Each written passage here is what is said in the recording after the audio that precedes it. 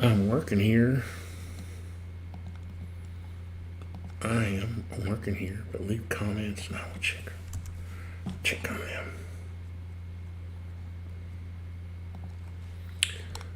So I'm going to try to be a little quiet because Alex is still in bed.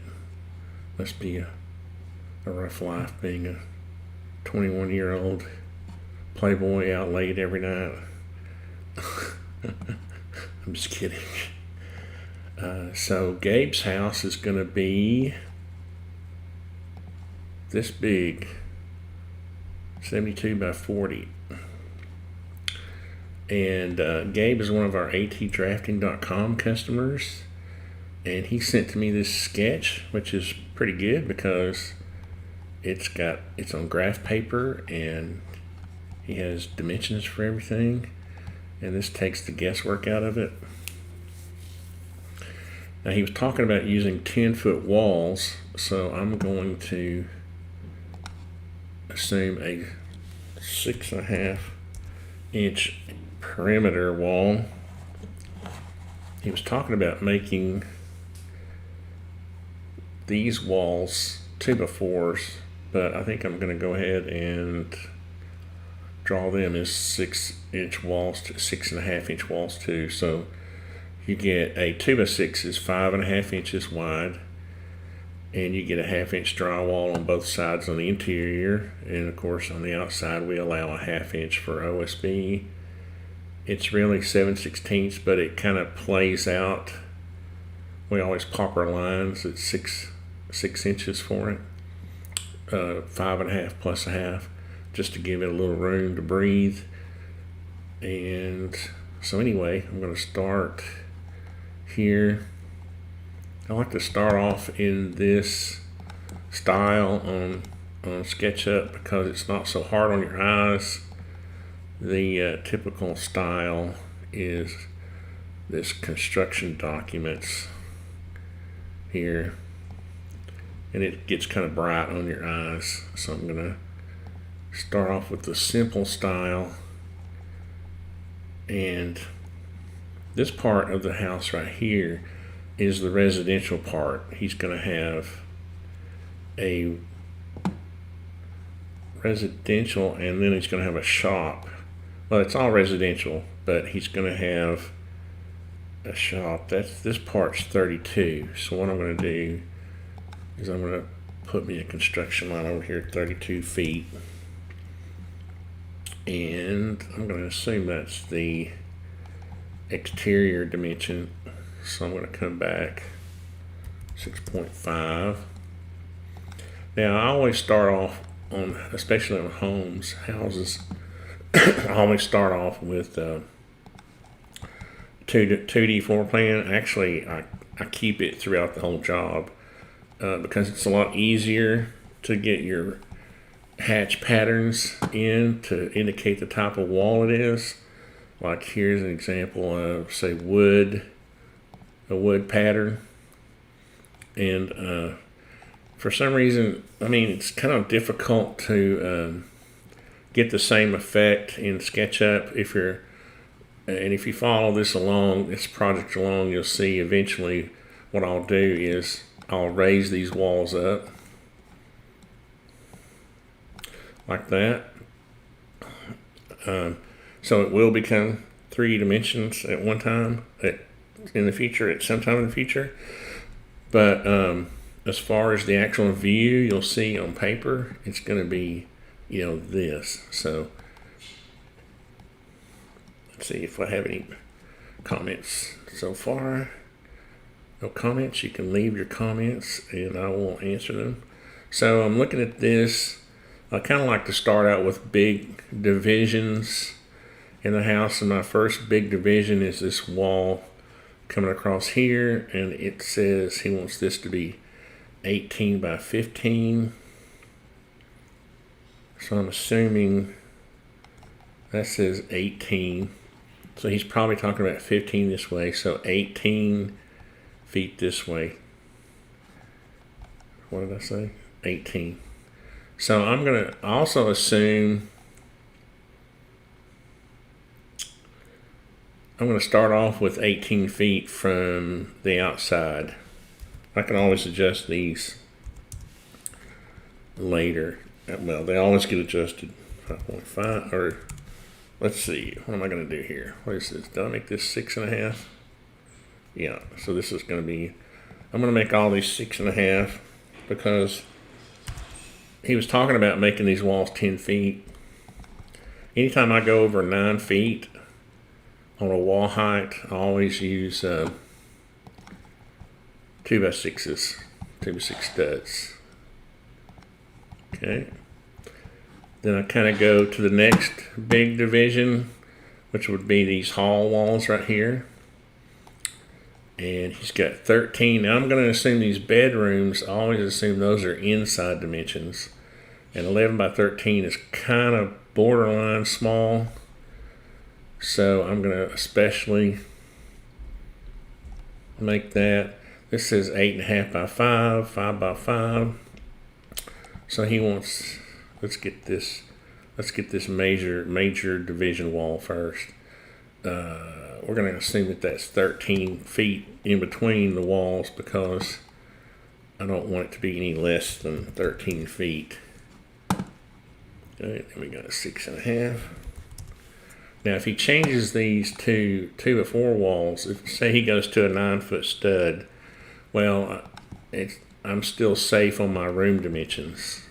See, if I start off with a 2 or 4 and then he moves it up to a 2 or 6, then I've got some, I may have some issues there. Now he wants 5 feet for this width. That's always, typically 5 feet is an inside dimension. 6.5.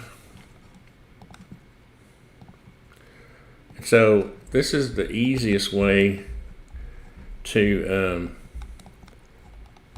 do a floor plan that you're just going to show your customer to get the layout correct. And then you want to get this correct before you send it to them. So 8.5. Let's see what we've got. If we do 5 feet this way, let's see what we've got left over. 6.5. We would have 7'6". So this is where you get into, when you do a single line drawing and you put dimensions down, this is why you kind of have to pay attention to what you're doing, because like on a bathtub is 5 feet, so you need 5 foot inside. But we have to take the wall thickness out of something. So, what is that, a pantry? So he'll have to decide where he wants this wall thickness to come out of. And that's part of the planning process. You get all your wall thicknesses in there, all your room sizes, and then you decide. This is 13 by 6. Now I don't want to get, again, I don't want this to be any less than 11 feet. So I'm going to push that dimension first. And then I'm going to check this dimension. 3'10". So we're 13 by 6. So we're already off quite a bit. So you can see here, just for example, we've got 1, 2, 3 walls. So that's 1.5 feet of walls thicknesses plus your exterior. So you've got 2.5 feet of wall thickness that has to come out of these rooms somehow. I think what I'm going to do is, he wanted that to be a 6-foot closet. And so, and this would be 5 feet. I think that's important. Did I say it? 11 feet here? Yeah, you don't want that to go any less. So I think what I'll do is I'll take a foot for now. I'll take a foot. And this is why I do it this way, because it's easy to maneuver, to revise 12 inches. I'm going to move that. I should have moved that back to 11 feet. And then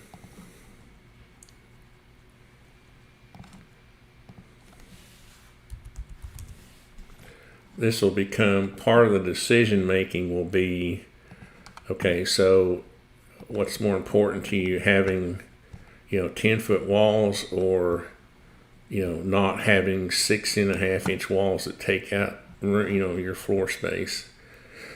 And then this hallway needs to be at least 3 feet. He's got it 4 feet. Good. I like that.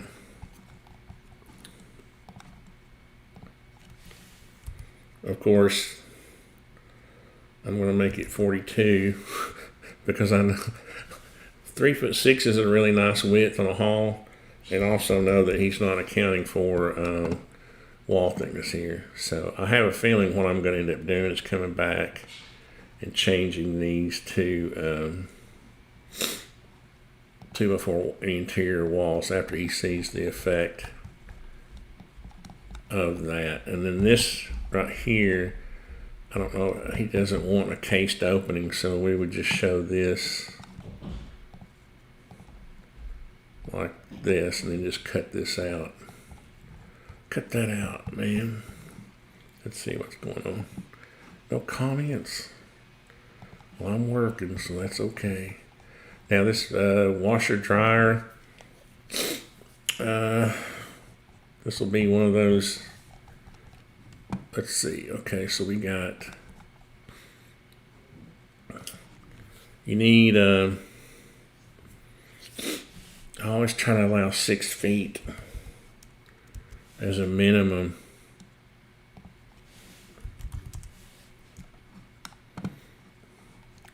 And then what you got on this? 1, 2, 3, 4, 5. On this, what we need to do here is do our next division of wall is this one. But we've got this bathroom. So let's see what happens if we take the bathroom this way. This is the only bathroom. So it needs to be not tiny. So what we would have is a tub. Let's allow 34 for that, and then we'll allow 30, 32. I always like to allow a little bit more on the bathrooms, and then 1, 2, 3, 4, and then 4 foot. That's getting kind of 4 feet is gonna make us. That's funny. My line is almost right there where his is. And then let's see what that leaves us. 6.5. That would leave us 11 foot 10. That's not bad, but by 10 foot 10. Those are 2 marginally small bedrooms for the size of this. So I mean, your wife might have a problem with your shop being, twice as big as your house, but I'm just kidding, Gabe. This is obviously going to be, let's make this 12 feet. Let's go in reverse. Let's make this 12 feet, which I can afford to do because I had allowed 2 extra inches for each of the tub and the potty, so I can afford. Does that wall go straight across? Yeah. So I can afford to give that back to the bedroom. And then we want to do our. So now what you need to do is make sure you have 42 inches here is what you need. And this is kind of what you have to do sometimes is work in reverse.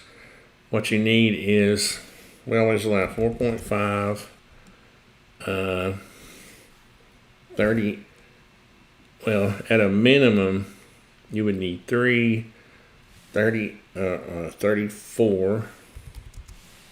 What did I do? 34 and then 4.5. Let's do that. I like to have 3 2x4s. I like to have a king stud, or a stud, a king stud, and a jack. And so then that would give us this configuration right here. And this would go across like that. That goes away, that goes away, that does that. What did I do? Did I not?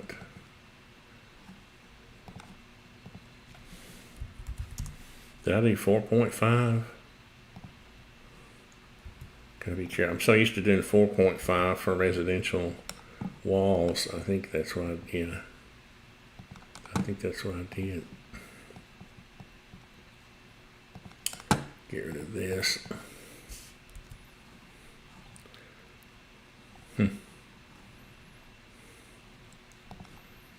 That's gray because it's showing the background there. So then what you can do, since you've got enough room in here, you can just pop in here and put your 16.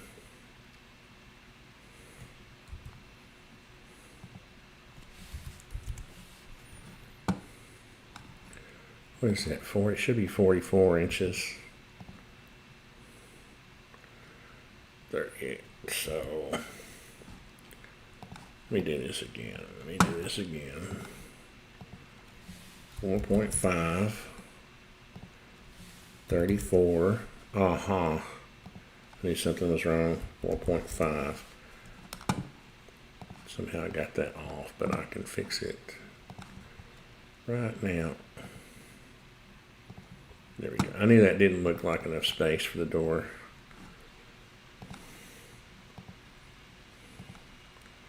Then you can do the actual size, 16. What that does is it gives you enough room for trim. Like if you want to use a 1x4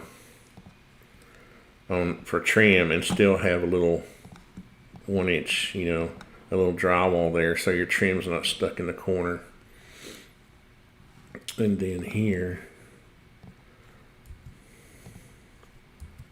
this actually needs to be 44 also.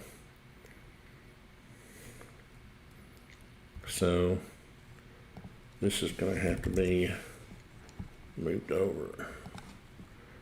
This right here, which isn't going to hurt much.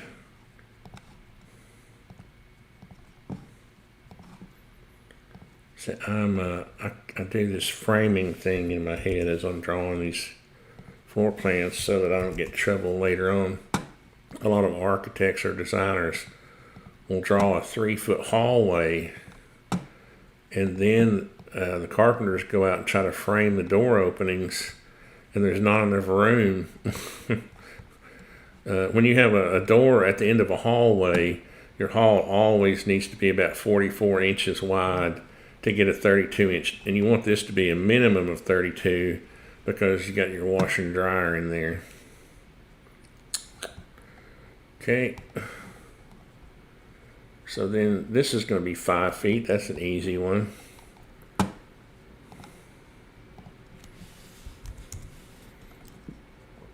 Now, I have a feeling what I'm going to end up having to do is come back and change all these wall sizes, but this will demonstrate the point. Let's see if I have any comments. What? I know the boring part. The 2D floor plans are boring. I know. I get it. 4.5, 30.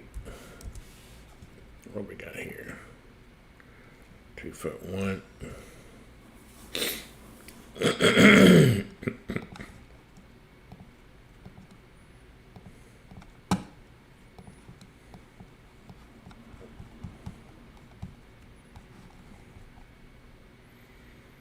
So then you need 5 feet here.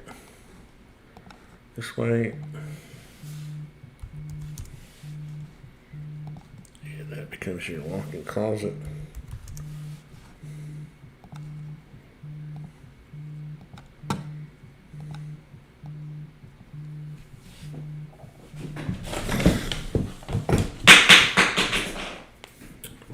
Got a phone call.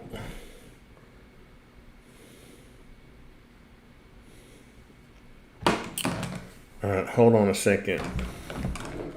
My wife is telling me that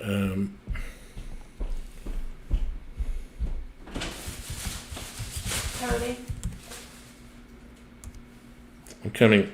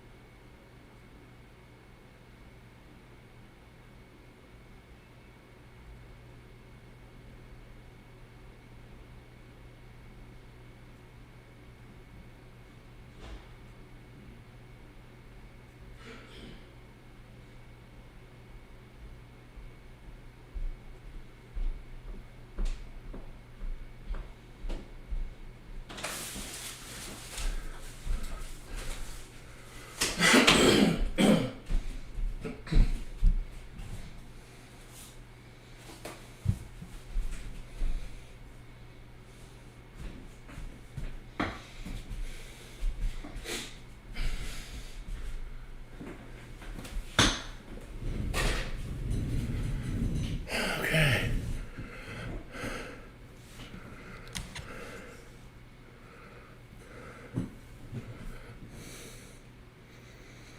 Tragedy averted.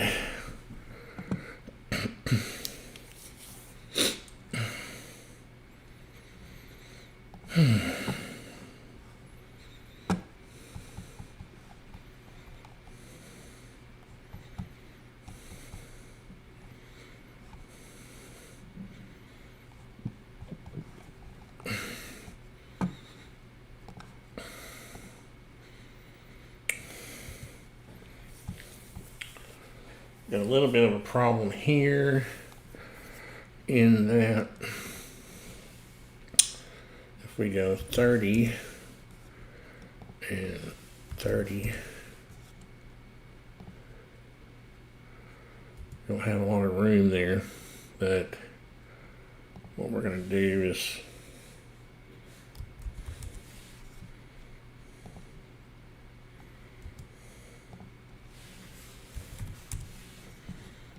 we're going to talk about that.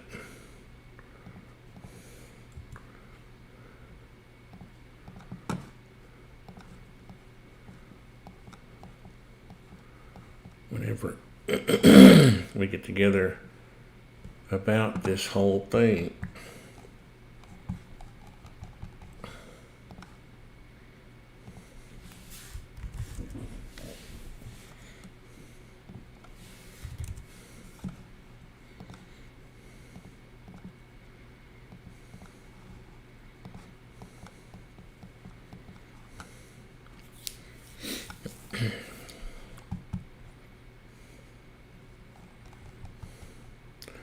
I'd recommend putting this door here because you want to save your corners for furniture.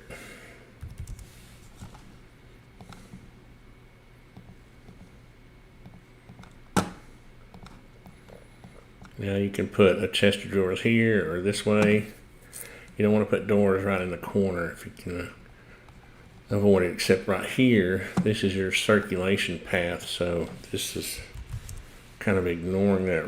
Doesn't ignore the rule. It just accentuates it, whatever that means. There we go, because here's your path of circulation. Right, so, and on our pantry, what would be nice is if you can get a foot, 12 here, and 12 here for shelving. Yeah. So what you want to do here is put your door in the middle. 15. Yeah, you can probably get a 2/6 door right there.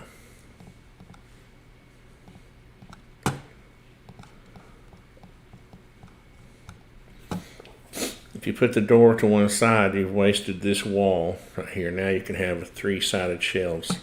And in a pantry, that's what you want. And this is one big walk-in closet. So here, you might want to come off the wall at least 24 inches and then do your 32-inch door, because that saves this corner. It also allows you to put shelving here, but it also reserves the rest of this wall for some reason if you want to put a bed there. I always like to have 2 bed walls instead of just one. That gives you 2 options. And if it's a tiny bed, you can put it right here. If it's like a twin, and still have room to walk beside it. And then, so that gets that. Now, I'm not going to lay out all this other stuff until, let's see, I think he wanted,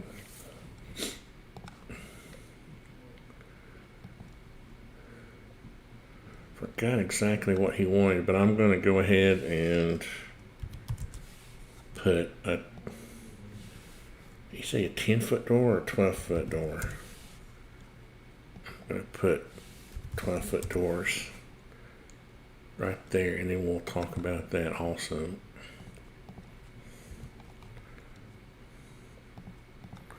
And these might get spread out a little bit to where they're equal. On my exterior doors, I just clip the inside line like that. And then where's our front door is here in the middle of the space. So that would be 16 feet. 16. Oh wait, 18. This would be a 36-inch door, 18.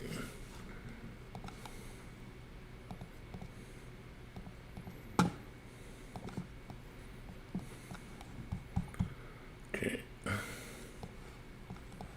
don't need those lines anymore. And he's got, surprised he doesn't have an L-shaped kitchen, just a straight. There's a door going into the shop right here. So we'll do our 4.5 and probably want at least a 30. I'd put a 36-inch door there.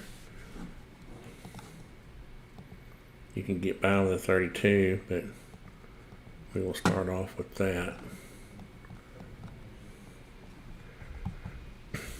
And then sometimes to denote heated from cooled spaces, I'll put a line across here like that, but we'll just leave that like that for now. And so then we would have a kitchen across here, and then an island. 1, 2, 3, 4. 1, 2, 3, 4, 5.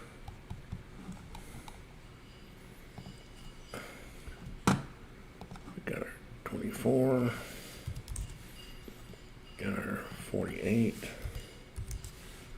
Got our 5 feet.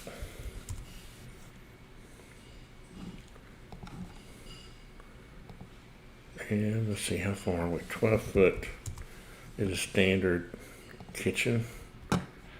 And then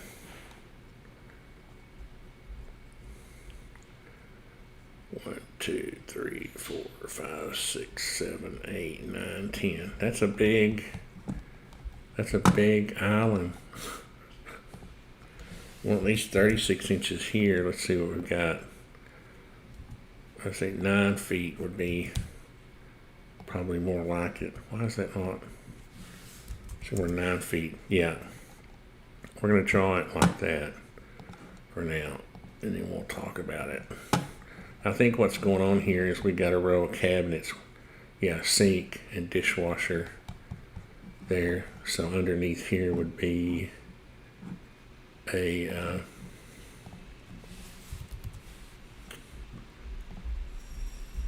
that's 3 foot overhang though. We'll talk about that.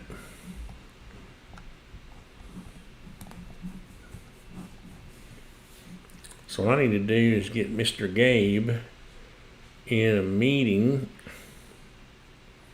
I wonder if I can. Do I get his phone number? I don't want to put his phone number on the air. What I might do is I might try to get him on the phone or in an online meeting at meet.artisantony.com and go over these room sizes and try to get some more information. So, oh hey, Gabe, hey, I think we're going to have to go with 2x4 interior. Those extra couple of inches are really added. I know. I'm glad you're here, Gabe. I was just getting ready to call you. If you want to call me and talk about this stuff, we can. I was also doubling as a dining table. Okay, I got you. So large, the 2 12-foot doors, you're correct. I should have checked my comments earlier here. My wife was complaining because the washer was out of balance. Let's see what's going on here.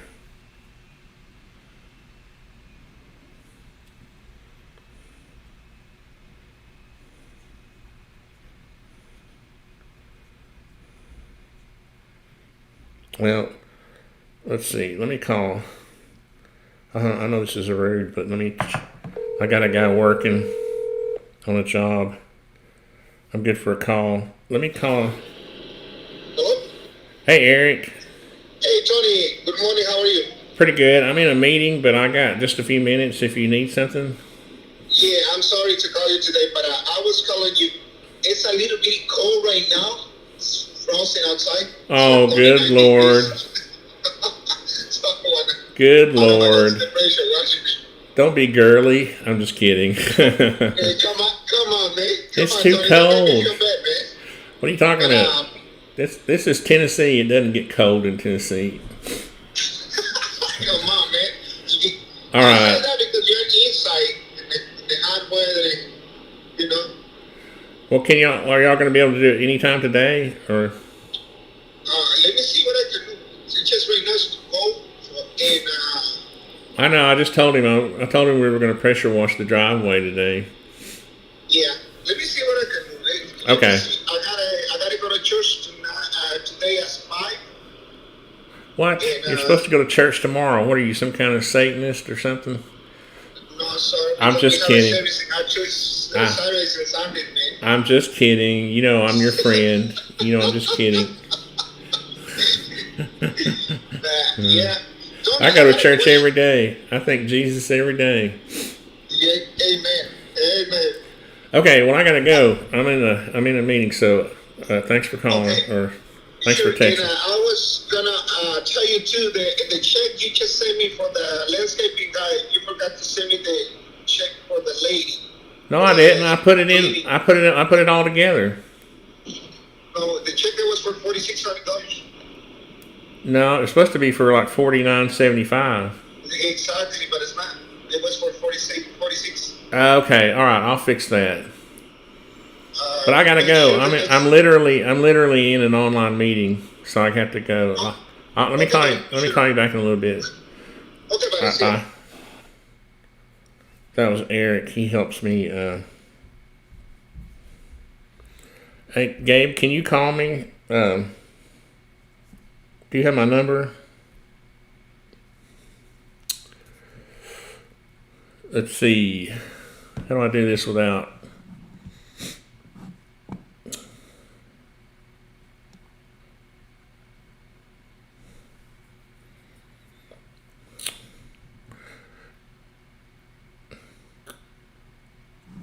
Let's.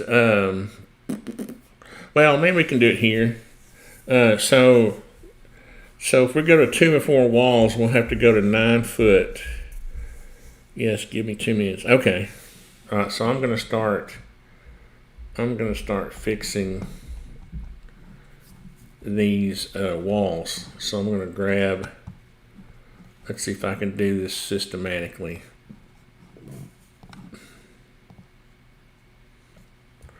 All right. So I want to get those two.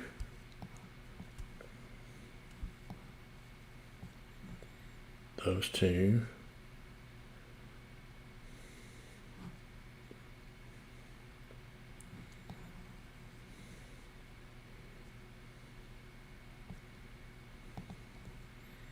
That one. That one. This isn't going to be as hard as I thought it was. This one. Is that side of every wall? Of every wall. Okay, that's okay. So we're going to move it 2 inches. 2. All right, that fixes that. Let's see if we got 4.5. 4.5. 4.5. Now we need to go the other way, and let's go this way.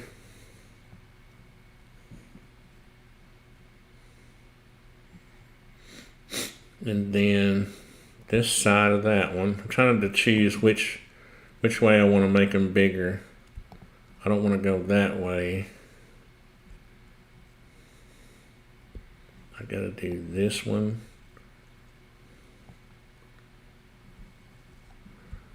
And this one.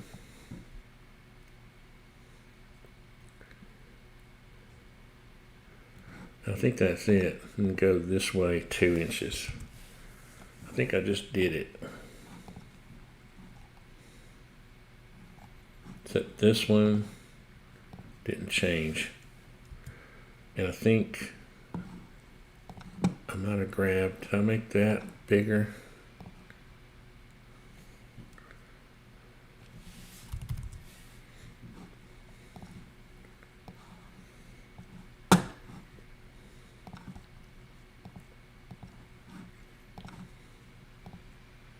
Yeah, that's right.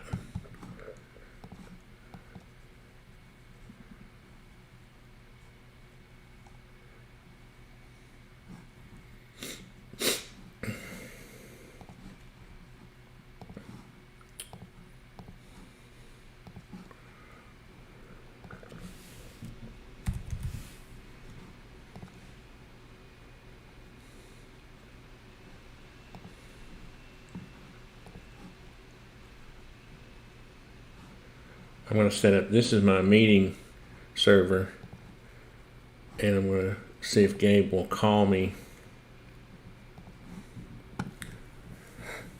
And we can talk about this.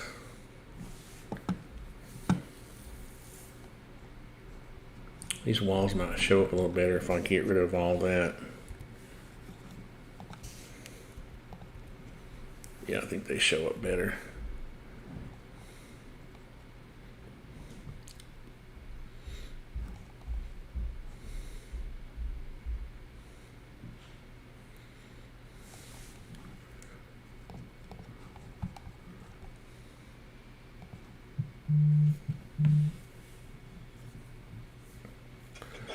Is that you, Gabe? Yep. How are you, sir? Good. How about you? Hey, do you want to, if you want to log in to that, meet.artisantony.com Yep. /Gabe, then then you can see the floor plan as we're talking about it. Okay. Awesome. Yeah. So stay on the phone too, or no? Yeah. Well, let's test the sound first. Okay. It's whichever is easiest for you. Some people find it easier to do the audio part on the phone. Oh, okay. Give me a second. I'll get my laptop fired up. Okay. It's on my phone. I won't check comments.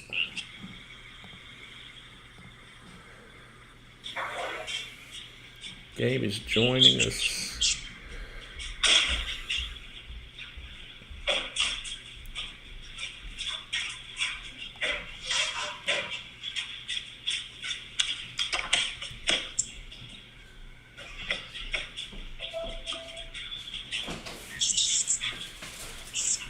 I'm in the live stream.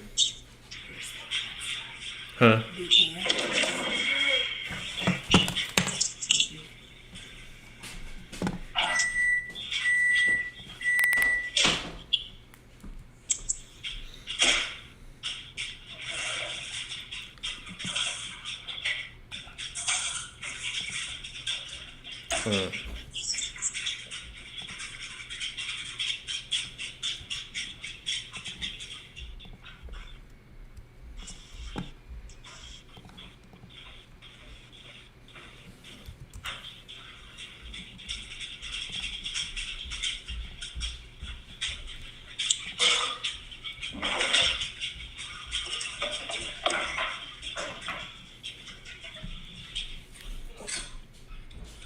Hey, can you drop a quick email with that link? I can't find it, or tell it to me over the phone, maybe.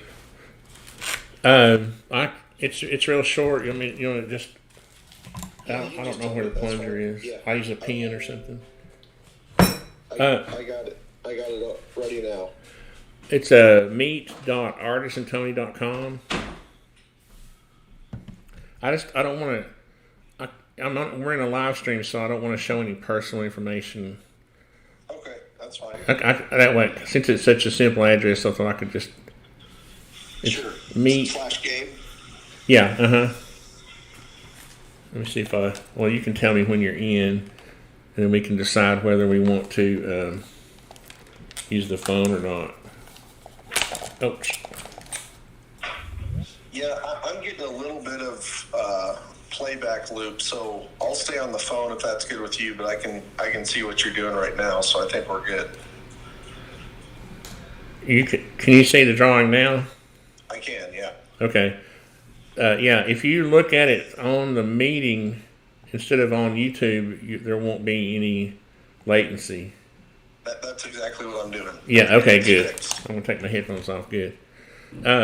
So, I changed all the walls back to 4.5 while you were getting ready. So, this is, one of the issues we run into with like single line drawings. Sure. I did keep the exterior walls at 2x6, unless you want to make those. No, those need to stay as 2x6. Yeah. Okay. The interior. That's exactly right. So the partition dividing the shop from interior stay as 2x6, and then the exterior all 2x6, and then everything else I think 2x4 just simply to Okay. have enough space. Well, let me go. I'm going to move this thing over here so I can see better. I'm going to move this right here. Now, if you don't mind, let's just go through, since we have a single line drawing, we have to go through and kind of prioritize where we want the space. And I usually start with bedrooms, making it bedrooms and bathrooms. So in there you had 13 by 11. I think since I changed the wall thickness, we got 11'2" by 13'2". Yeah. So that worked out fine. And then that's 5 feet. And then this is 5 feet 2. You want to keep that. You want to put this 2 inches back into that's only 16.5. So you want to put that 2 inches back into this space? Yeah, that'd probably be best, yeah. So let's see. That means I need to move all this stuff. Let's see, grab all this, and that little thing. Let's see. Well, shoot. I'll try not to make this too boring. Let's see. Oh, I need to move that wall too. Yeah. So all this is going to go back.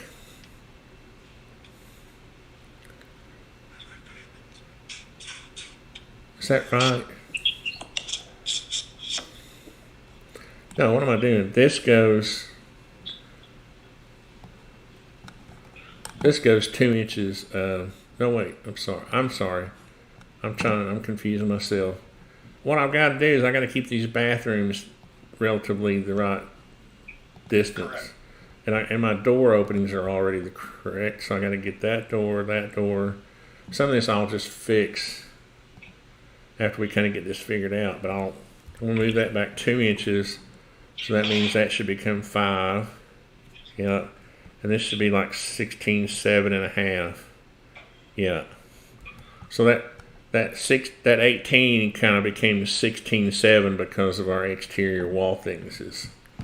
Yeah, that's fine. I think we're good there. One quick clarification on the very northeast, where we just had like a half wall and you put in a door.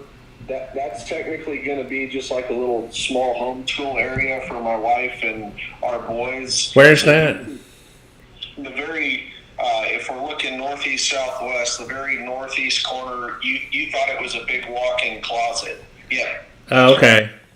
So you can just, that half wall is just to create some separation there basically, but it doesn't need a door on it, and having it more open is perfect. Oh, I got you. So this goes away, and then it's just how much ever space you want to have open here.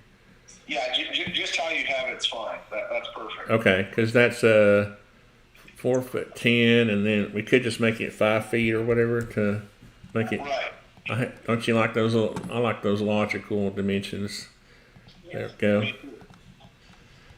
And then let's see. On these hallways, I made this hallway 44 inches, but as a minimum, that's kind of my minimum to get a door at the end of a hallway. Yeah. A 32-inch door at the end of a hallway, you need 44 inches in width. That's great. Yeah. And then the only thing about that is, well, let's see. That's right. No, the reason I did that also is because I knew these exterior walls were going to take out room, so I didn't make it 4 feet like you had it on there. But then this dimension, he said that's close. This has to be 5 feet, obviously, and then this has to be 5 feet. And the thing is, I like to have. On a tub, I kind of like to have 32 inches, and then you can get by with 30 on the toilet, and then that only leaves, got my phone right where my escape key is. Let me move my phone out of the way here. That only leaves 2'9", so this bathroom is kind of tight. There wouldn't be. What's the total interior length on that, Tony? It's I look at fixture space, so it's 7'11.5". What I was going to suggest is you could always take a little room out of the shop if you wanted to. You know what I mean? Yeah, we actually have a bathroom in our current house that it's tight like you're describing, but it serves as the whole bath now, and it's literally exactly 8 feet. So I mean, I think if all we lost was, and that's interior, if all we lost was half an inch, I think we'd be fine. What I would do is I would move this wall over, a little bit just to make sure. I mean, you know what I mean? Because you're not constrained by anything right now. You can build this how you want it.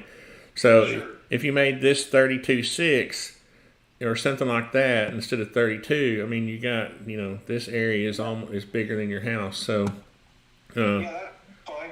I wouldn't recommend making this a tiny bathroom and then having all this open. Now I'm that's just an opinion, so don't be mad at me, okay? So, but I mean, I try to encourage people to. I mean, you really ought to have 3 feet here. That's if I was designing this bathroom from scratch, it would be a minimum of 8'6". That's my personal minimum on lengths of bathrooms. But see, I build them too, so when I go out and I'm building them, and I have to install the tub, and I have to install the toilet, and then I have to install the vanity, and I don't have enough room to open cabinet doors and all that. And see, I kind of see the back end of the deal too. It's easy to draw it, but building it's another thing. So I don't know. If you want to bump the wall 6 inches, then that's fine. No, I'm just suggesting it, and you tell me what you want to do, and I'll do it because you're the boss. I'm just telling you, it's always on bathrooms. They're small anyway, so I would. So you tell me what you want to do, and that's what I'll do. Yeah, go ahead and bump the wall to make it a little bit bigger. Okay, I think that's a good idea. I think your wife will be happy too. She's sitting here with me. So. I know. I thought I heard her talk or say something. I'm happy, Tony. I thought I heard you, so that's why I said that. I was being facetious a little bit. So now, and we didn't have to make it 6 inch. That was kind of a logical. Oh, there we go, 8'5.5". Now I'm happy. All right. Great. The other thing too is the 5 feet works. Sometimes it gets a little tight with the trim on your door. If you've got, sometimes you'll have to use a 20-inch deep or 18-inch vanity. I don't know what size trim you're going to have on your door. Let's see. I got to fix this because let's see. This has to be 4 minimum. When I made the wall thicknesses change, I didn't move the door over. There we go. So that's the other thing we try to keep in mind here is when we're framing this. I like to have 3 2x4s, a stud, a king stud, and the jack on the opening. And then you've got your 30-inch door and then your trim. So, but anyway, that's a common thing. So, sorry, I don't know why I'm going hoarse. So that let's see, this bedroom here turns out better now too. 11.4 by 12.2. What did you have? Let's see. I think it was close. Yeah. Yeah. 14. Yeah. So are those 2 bedrooms? I guess that's all you got. So is that big enough? The other thing is here is I try to. Oh, I see what happened. Never mind. Hold on. Let me adjust this. When I changed the wall thicknesses, I didn't move that over 2 inches. You wouldn't think that would make a big deal, but it kind of does. So you got 11'6". That sounds better. And I like to have 6 feet in here, but I don't know how wide you can actually get by with. Let's see, 32 and 64. You can actually get by with a little bit less in here, but my wife just I don't know if you were watching earlier when my wife came in and my washer was out of balance and I had to go fix it. It was bouncing around in there, but it wasn't hitting the wall because I have 6 foot here. Yeah, I think how you have it's fine. A little extra space in the washer and dryer would be great. I mean, we tend to mainly use bedrooms to sleep in, and then we're out of there. So yeah, if it's a little smaller, I think we'd rather gain the space in the laundry. So let's see, what else? Did I fix this? How big is this? Wow. Okay. Let's see, I can make this, this can go back again. I could go back 2 inches this way because of the wall thickness change. So that's 5 feet. Yeah, and then that gives you 7'9". That's pretty good. About 5 feet. I always like to leave 12 inches here in case. That way you can have a row of shelves, coming down this way. Yeah, that's a good idea. Same thing in the pantry. You can put the door in the middle. You can have 3 walls of shelves there. And it looks like I'm off a little bit because of the wall things changed. Let's see. Well, I can do some of this. I know this is probably boring to you all. Let's see. 15. We're enjoying it. Some of this gets kind of old, Let's see. 16. Yeah. So I gotta move this down. See, what I was afraid of was that ought to be a 32-inch door. Yeah. I started off with the thicker walls because it was easier to make them smaller later. So, okay. What else? Let's see. So this is going to be partial. This is going to be 24 inches of cabinets. So this would be a dash. That would be a dash line. Oops. Yeah. And I'll fix that later. Now on this, you'll have to have some kind of you can hang. Excuse me, I'm not sure about why I'm hoarse this morning. You can hang these tops over about 16 inches. Is this, what kind of top is this going to be? Will it be granite?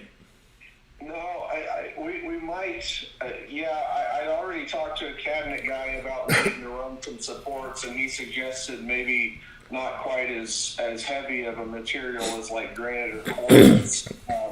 So we're still deciding some of that, but I'm aware of the need for extra support just due to exactly what you're saying. Yeah, I mean, they've got some, table leg looking things you could put on the corners and then maybe one in the middle, something like that, Let's see, what kind of windows we've got. These 2 windows on each side. What size windows were you thinking? Like 32 by 2846 or something like that? Yeah, just some of those standard sizes that would look good based on the proportions. But yeah. Okay. And if we went to, because of, see, these exterior walls are going to be how tall now? Well, yeah, that's still a decision. But you were saying you thought you always had issues if you tried to go above 9 feet as far as finding a decent board, right? Well. So if I go above 9 feet, I use the 2x6s. Yeah. So after that, you go. It doesn't really matter. I mean, you could make them 16 foot tall if you went with 2x6s. So the exterior walls, I guess, are one issue, and then the interior walls are another, right? That's right. So these, I wouldn't go any taller than 9 feet. Yeah.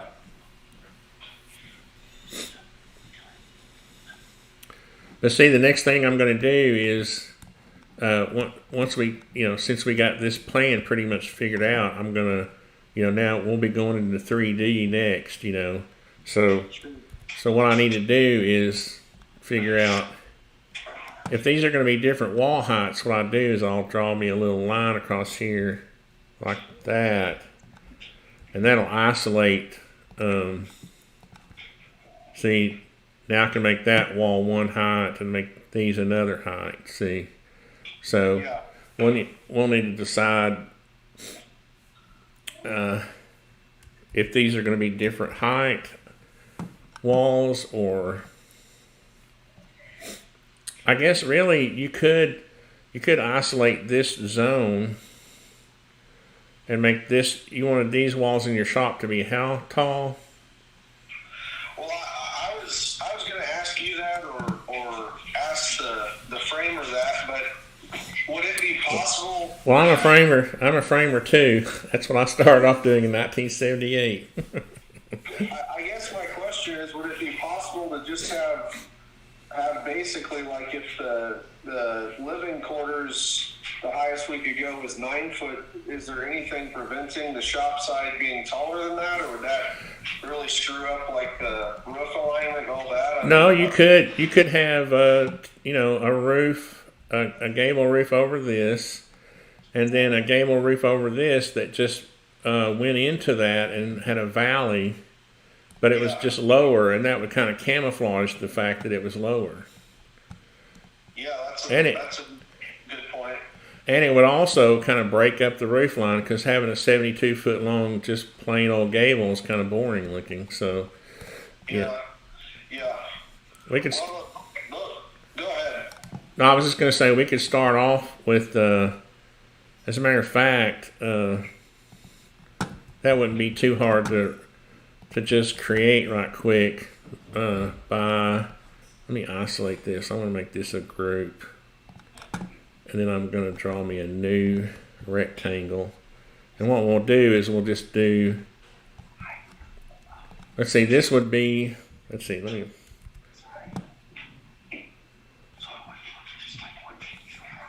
what would be your dream height of a wall? 10 feet, 12 feet? Yeah, 12 feet would be ideal. Okay, so let's go up 12 feet. And then we'll do another, let me isolate that as a group, and then we'll do another one that goes from here. Let's see, I should have done, let's see. Well, we're just doing this schematically, so I don't have to get too technical here.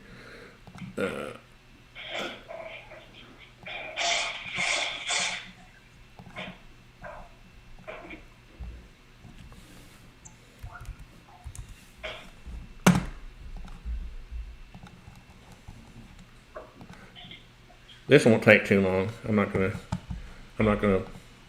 wear you out with this. I just want. Don't worry about time. Just do what's in your best interest. We don't. Let's see. What did I do? How did I get that? Where did that come from?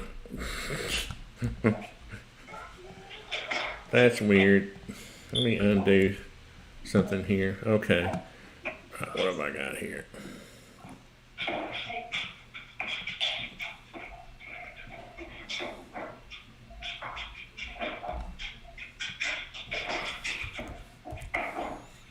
Okay, I think I must have accidentally used the push-pull tool instead of the.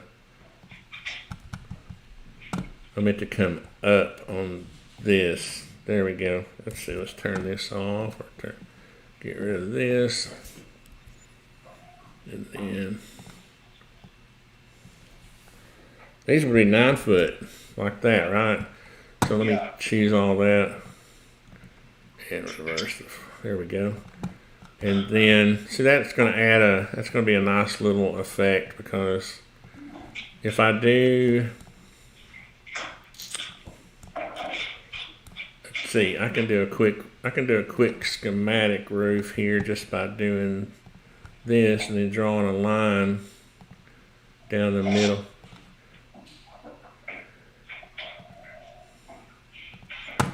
And then, what would we have as a pitch?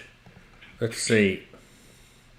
Probably 412 or so, you think? So that's 40, and so that's 10. So that's 40. Is that? Let's see. This is 40 feet this way, right? So we got 20. Yeah. So that's 80 inches. So let's move this up 80 like that, and then, well, they could just. It's two different ways to do it. I see you could. Let's see. You could have opposing gables, or you could just have one. My original thought was that we'd have a gable.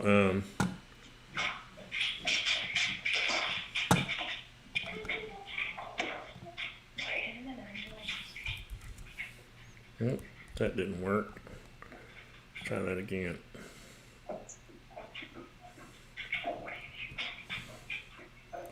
Where's my blue axis?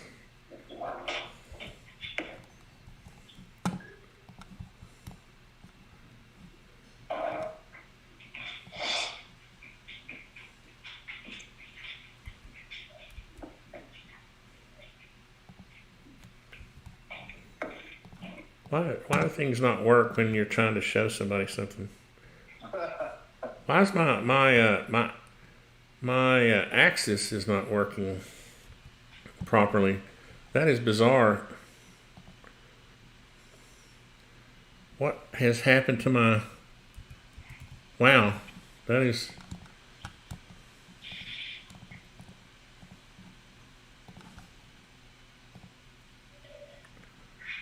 Wow.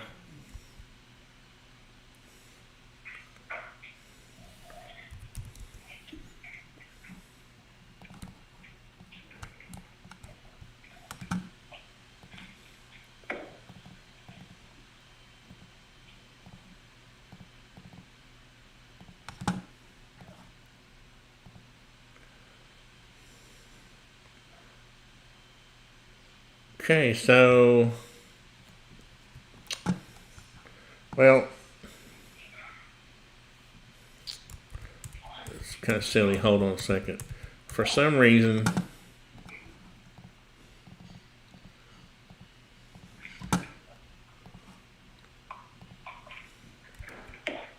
we'll just fix it like that. We'll trick it. We'll fix it. I'll fix you. So, you could do it like that, or you could, turn this gable, let's see, where it faces this way. This part's square, isn't it? Yeah, so that doesn't matter. And then this would go.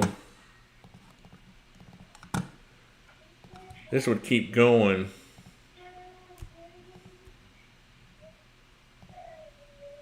Oh yeah, tie in that way. Yeah, and then it would kind of give it some.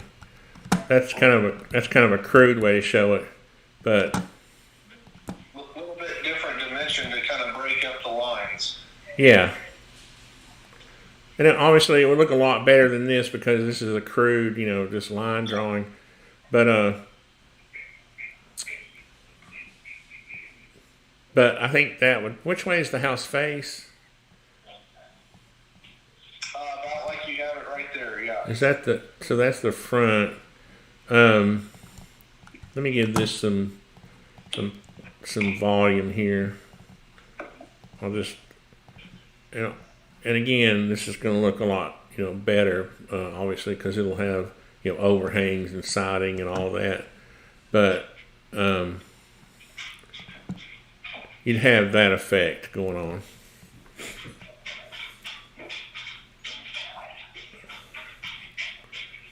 What do you think about that?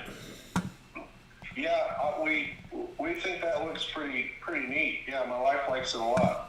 So, and it'll obviously, like I said, it'll look a lot better. These'll,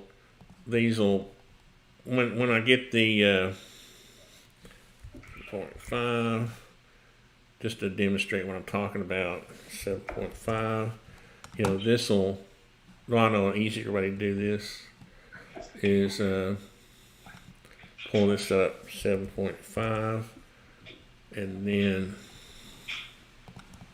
well, that's not actually the easiest way. I was just going to kind of show an overhang, a rough overhang, just to, once you start getting some depth to it, see, it'll start looking a lot better, once you get your, and this is just kind of a rough way I show this. I'll actually, go in and draw the rafters and trusses or whatever. Oops. On, because this, I guess it'll be trusses, won't it? Yeah.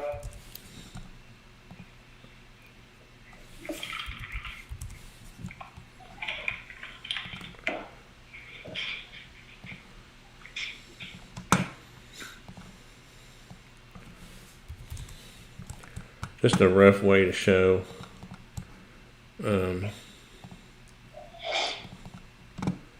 Show it. See, once you start getting some depth, like with overhangs and stuff, it'll start to really pop. The roof will start to pop out like that. And then, that looks really nice. So then you'd have these 4 windows, and then how many would you have? Like 4 more on the garage, the shop part, or? Yeah, we were. I mean, kind of wanted to get to the stage he was at now and see what you or others thought looked best. But yeah, we were planning on basically just doing as many to kind of break up it being just one long 40-foot run, Yeah, especially on the front, you could start to kind of skimp on the windows on the back of the shop. But maybe on this side you've got, of course you'll have your door. Where's that door? That door is here. Are you going to have any kind of a porch or anything over the door, or any kind of entry, or?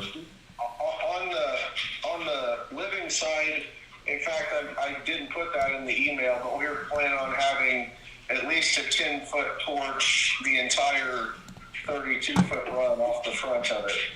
Oh, okay. This way. Did I make that 30 or 32? I made it 32. Oh yeah. Then we added 6 inches. Yeah. Okay. So then this will come out 10 feet. Yes, sir. Okay. And that'll give it another dimension, because is that going to have a roof that?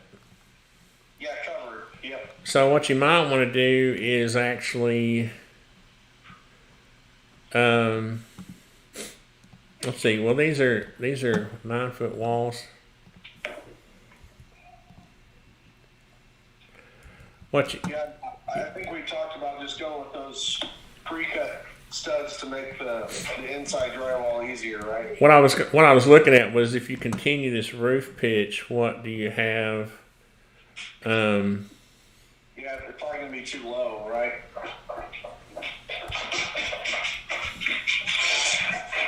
Let's see what we have here.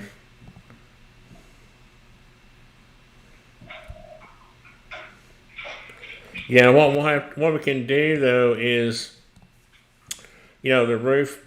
What I was going to do is maybe increase this pitch a little bit, Yeah. and then come down and have a 412 that comes up here. Maybe it comes up here somewhere. Yeah. As a matter of fact, it could just start right there at that point, and then that would probably bring it up high enough to where you got yours at least 7 feet to the bottom of your porch beam. Yeah, that would look great, and that might do away with that white part there, some of that awkward transition a little bit too, as far as siding it and all of that. Well, and it's not as awkward as you know what I mean, because this situation is pretty common, like when you have dormers on the roof and that that kind of stuff. So. Sure. As a matter of fact, this adds interest where, if you can imagine one long roof. Right. So, okay, well, let me take a stab at doing that, and then, let's see. Were these 12-foot doors were just, like, did you want to like? Let's see. Did you want to have them closer to the middle, or have what kind of space between them? Let's see if we had 36 and then 12 feet and 36 and 12 feet. I didn't know, some people like having a little more space on the sides, for like benches or whatever. Yeah, I think about how you have it there would be good. I do want one exterior door coming off of the garage portion. We could put it right here in the middle if you wanted to. I think in the middle would save the most space on the exterior walls of the shop. So yeah, that'd be great. Just what you're working on. And then that'll work. Then I like to have like 2 feet between. So maybe I'll move these over another 6 inches each. Because I've only got 1.6. I mean that works, but by the time you put trim on either side of the doors, you got you got this little tiny space between the doors. Yeah. But okay, and then that gives me enough. Let's see, on this kitchen, we got a refrigerator, we got our sink and dishwasher over here. We got so that all looks pretty good. Do you want a little wall? Let's see. Are you going to have like a cabinet depth refrigerator where you have a? I'm thinking about. Oh, this door probably needs to open this way. It needs to open against this wall right here. That's what I would do if I was do that. That works good. And then on the other side of the fridge, we'll probably just have a panel to finish it off, but I don't think there'll be any more shelving or a cabinet or anything like that. I was misreading your door opening when I do it like this, and then so I was reading your I was looking at your door backwards. The way you have it is correct. Okay. I show a curve there, and I thought this was a flat curve, I thought anyway. I was looking at it incorrectly, so It's not the world's best drawing, so. No. I just was looking at it wrong. That's correct the way you have it. Okay. So, okay. Well, that works. What if do we have any suggestions from the internet over here? Oh, nobody made any suggestions. Oh well, this was our meeting, so nobody butt in. I'm just kidding. All right. Well, I will. Hey, the only question I could think of, Tony, was can you go back to the interior dimensions and tell us what that closet is in the what I call northwest bedroom? Let's move. Let's see. Let's move all this stuff over here 200 feet. Well, I didn't have to go that far, did I? How far is that? 90 feet. There we go. All right, there's that weird line that was messing me up. What is it now? The closet in the what I call the northwest bedroom. Get rid of these guidelines. Northwest, this one right here. Yes, sir. What are the dimensions of that? That is 4 feet by 8'5.5". So probably just L-shaped availability there, right? Let's see. This doesn't have to be this big. When I forgot to change this. So, did you want this closet bigger, or? I mean, if we could get a little bit more depth, that's fine. But if it's gonna screw up I think it needs to just stay after looking at it because we lose bedroom space at this point, right? Because it can't go the other way. Yeah, that's the only way it can go. We did gain. This is 12'2", So, yeah, wife says just leave it, so let's leave it. okay, I guess the only thing we can do, I meant to move this over a little bit so you can still get that 12 inches, that Yeah, that's a good on the point. side. Okay. Because you can't hang clothes there, but you can always have shoes or, anything.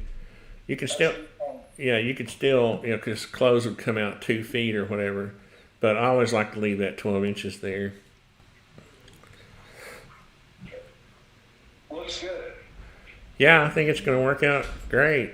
And then, this gives me a lot to work with. And then, so let's see, back here, we got one window, that's good. You want 2 windows here. Let's see. And then windows across the shop back here. You want to just put, I don't care on that side. I mean, we can have none, but the front side that you'll see. we'll just Just have Just them. do what you think looks best, and we can go from there. Okay. Alrighty, well I'm glad you saw the live stream and jumped in because that helped me out a lot. I can get a lot done today from that. Yeah, saved us both a little time. It worked out perfect. Yeah. All right. Well, what's your wife's name? Brittany, Brittany. Nice to meet you and Brittany. And we will get a good start on this. And were you going to use a metal roof or shingles? a metal roof. Okay, that was a good. Glad to ask you that. And what kind of siding? I would like to use lap siding, like either the fiber cements or LP's line. That's the plan right now. I mean, they look pretty similar from a design standpoint, right? Yeah, they're pretty much the same. They have the same products as far as dimensions. Yeah. The LP is a little bit less expensive than the fiber cement, but it'll last. What's funny is sometimes I will use LP trim Yeah. because my guys are always fussing at me for getting trim that's fiber cement because it's hard to work with, and so sometimes I'll get the LP trim and then get the fiber cement siding. So Sense. yeah. All right, well, thanks, guys. I will get to work on this, and I will let you know when I have some progress. Okay. Any other last things we can answer? Do you feel pretty good about where we're at? I do. We're gonna even use trusses on this part too, right? Because that makes sense. So that all kind of now on this. One last question. That means that these actual exterior walls don't have to be 2x6s either.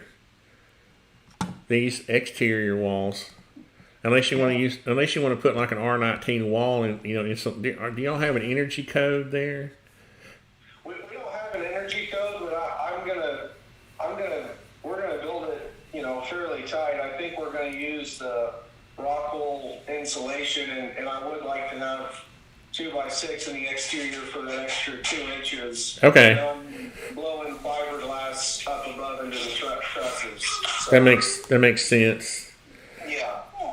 So we should get a pretty good insulated envelope, without some of the more higher priced items at the same time. Right. Okay, well, thanks, guys. I will get to work on this. Have a great day, Tony. You too. Thanks.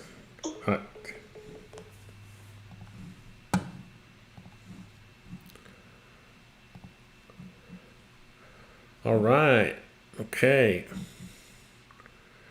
Well, I am going to figure out how to proceed, and I will probably cut this off here now and then have an update on this later. Because what I'd like to do is have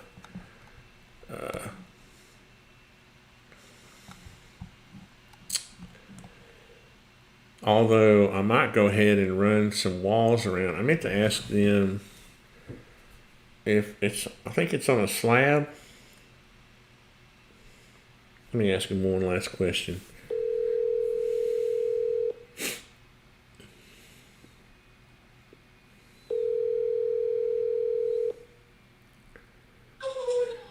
Hey, Tony. Hey, I'm sorry. One last question. The whole thing is on a slab, right? That's right. Yes, Yeah. sir. And you'll have. Are you going to do like a 5 or 6 inch slab out in the shop, and then something different in the living area, or are you just going to do it all the same? Yeah, it'll all be the same. It's so I poured footers around the exterior already. Those are already done. Oh, that's right. And then it'll be a turned down slab, but I'm doing 6 inches of concrete everywhere. So Okay. All right. Thanks, Gabe. you're welcome. All right. See you. Bye. All right. Well, that makes it easy because what we'll have is we'll just go ahead and draw us a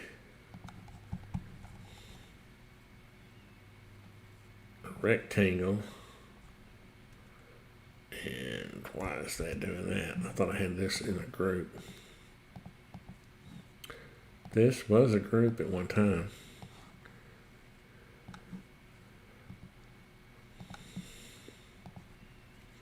Okay.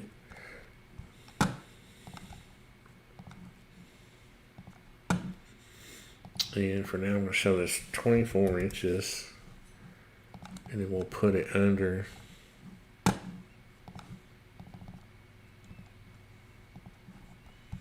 Well, let's lock this for now. Then we'll grab everything else and move it up to there. There we go. Now we're on top of our slab. And then we'll move it down. I'll leave it right there for right now. There we go.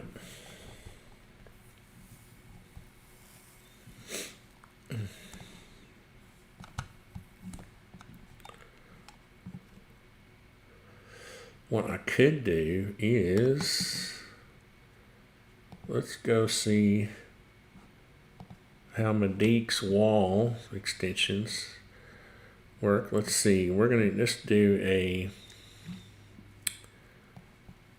121 1/8 because your walls are 1 1/8 taller, so 10 times 12, 120.125. And then we'll do, let's do our wall height at 80, or header height at 82. 2x6 is fine. 16 inches left. Spacing. Plate. Yes. Wall group. Wall framing. Yes. Okay. We won't go worry about the corners. Yes. Yes.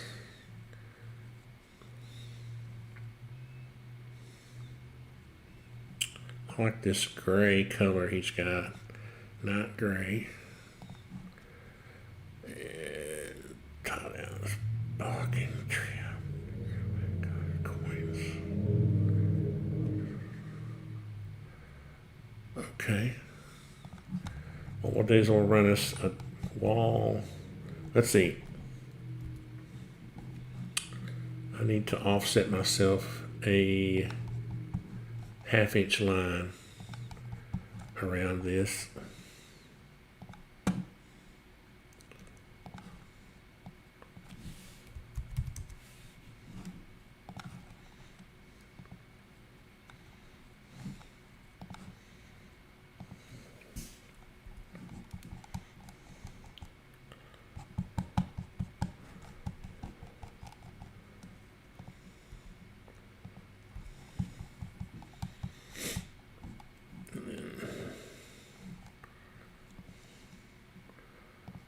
Group just for the fun of it. And did I lose my wall settings? I did. 121.125. 82.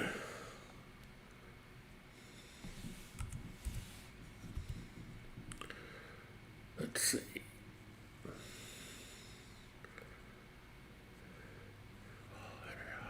Sixes.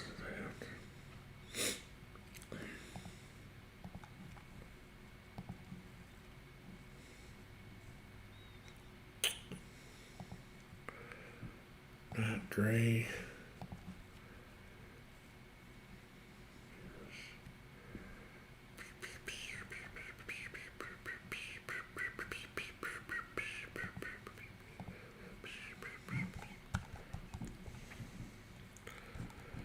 Because you want your OSB, you want to set your walls in a 1/2 inch. So your siding, so your OSB is flush with the slab like that.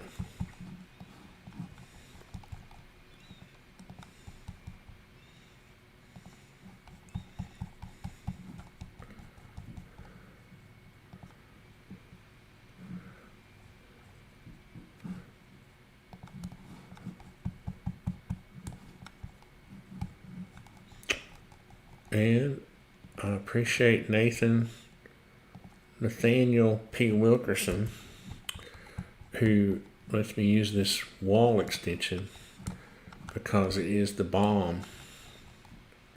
It is the bomb. See if I have any comments.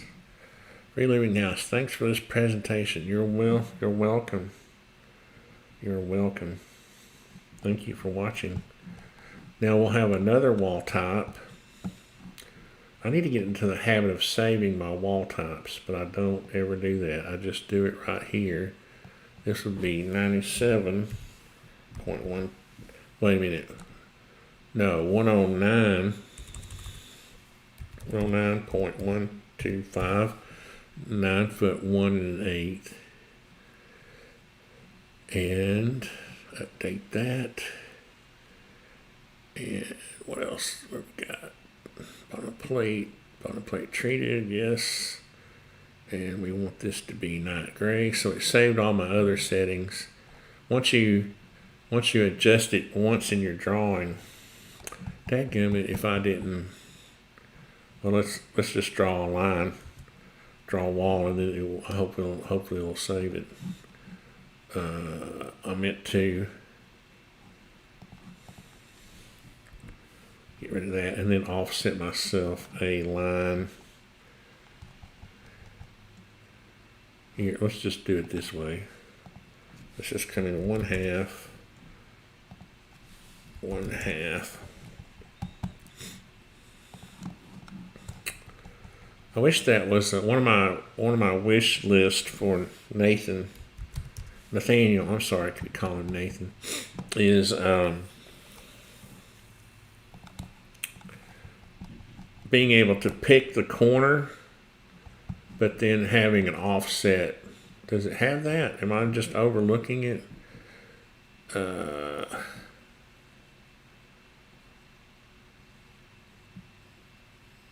No, it would be nice if you could, on the sheeting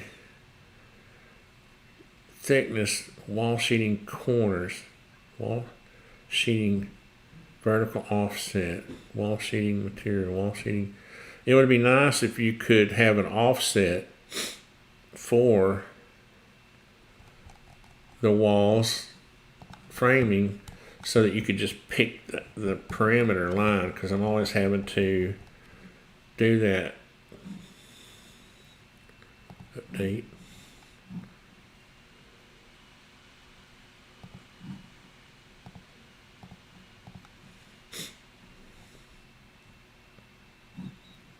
Well, I was having to do that offset to get my sheeting, because you don't want your OSB hanging over the slab.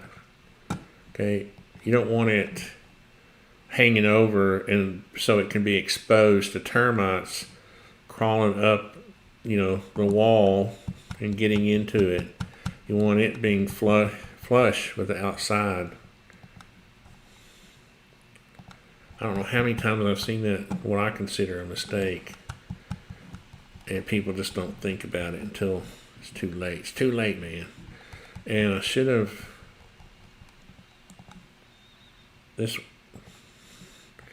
that wall really needs to go a half inch more, but I think it'll be okay. So that's our two different wall heights. This was, honestly, I messed this up. This was supposed to be, but I can fix it real quick. It's supposed to be 12 foot, so that's 145. I thought something looked weird there.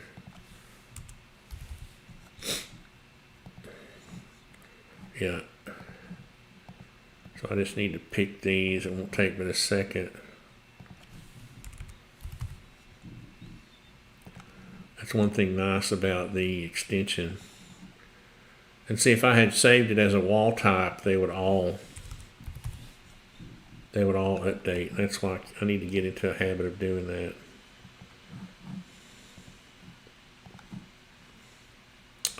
I think that's how it would work.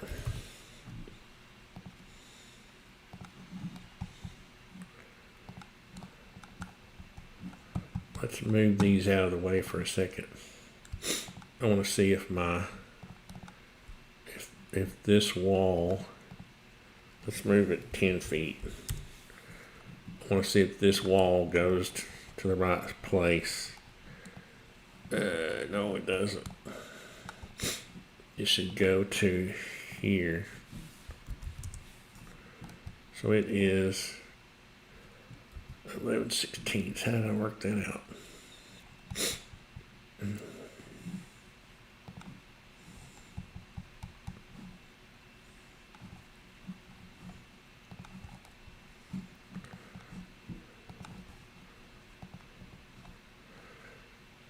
Edit. Wall length.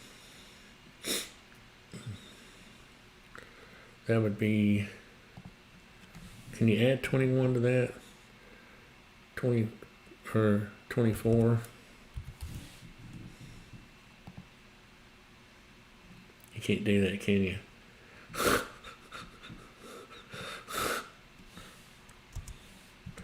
You can't put 24/16 in. So 13, let's see, that would be a half inch. Let's see, what's 13? Oops, let's cancel out of this for a second and go back in. Somebody is texting me. Hi Tony, it's Gabe. Let me just for your information, I'm still following along on YouTube and I'm making some comments to answer. Okay. Yeah, I thought I would. Let's see.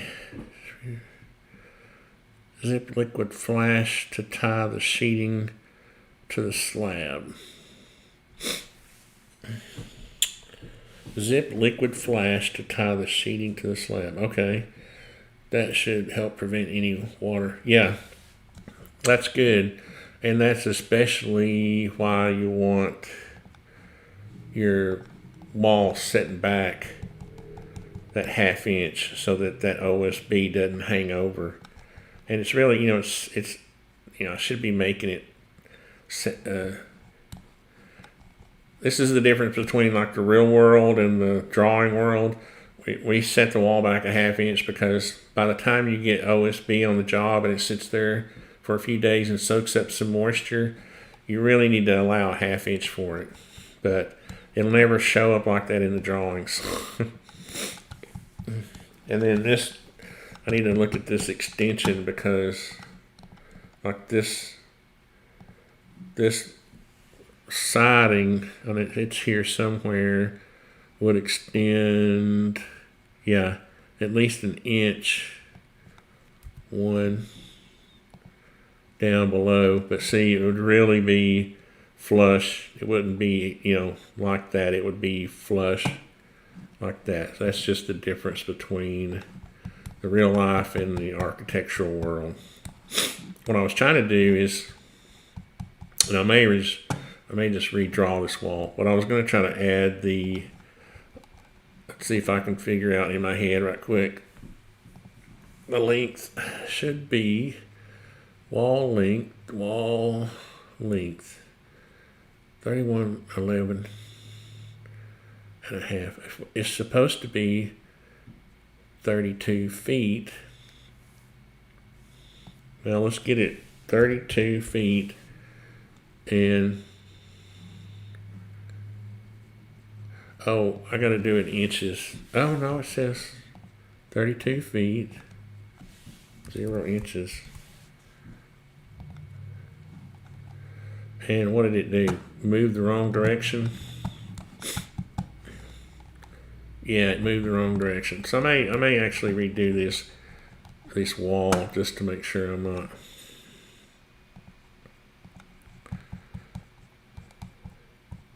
Let's see where that ended up.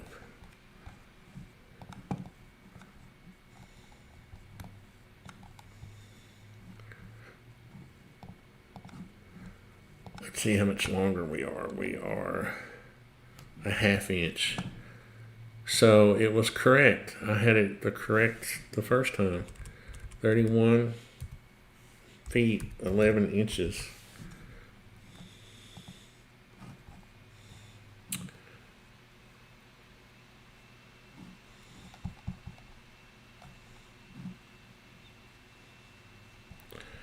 Am I going crazy?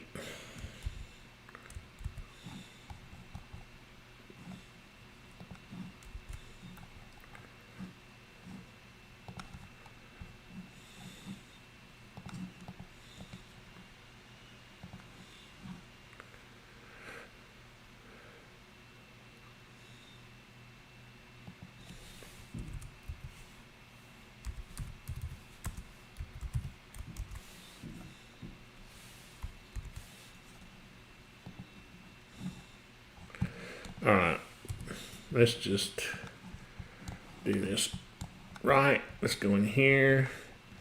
We're going to quit messing around with this extension, the deep wall, and I need it to be 109.125. That's right, 108. And I want this to be 2, and I want this to be, I'm going to go ahead and fix this extension, vertical offset 1. And it needs to go from here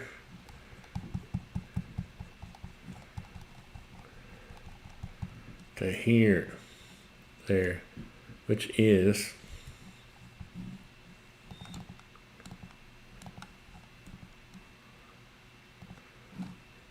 that's what I was trying to put in. I was putting in 31 feet, 11 and a half inches. Oh, I put the dash in there. Maybe that was confusing it.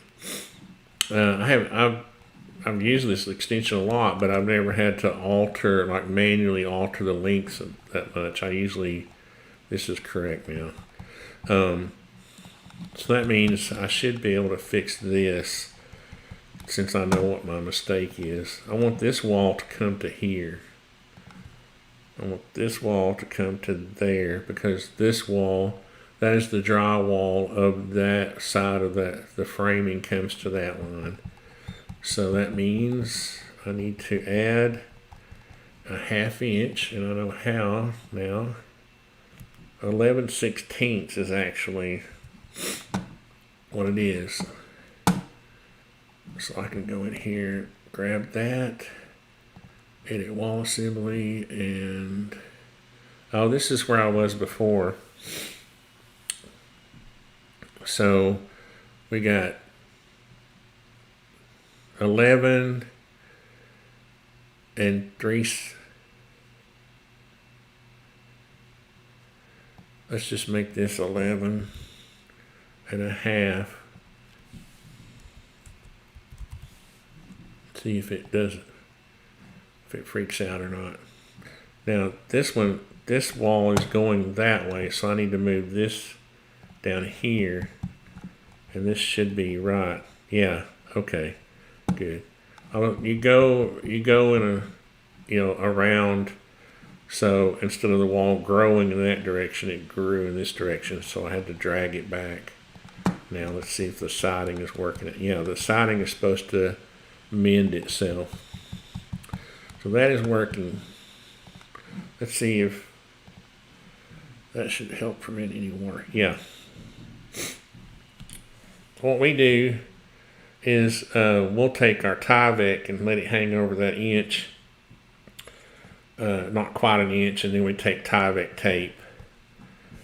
But the flashing tape works better because it sticks better to the concrete.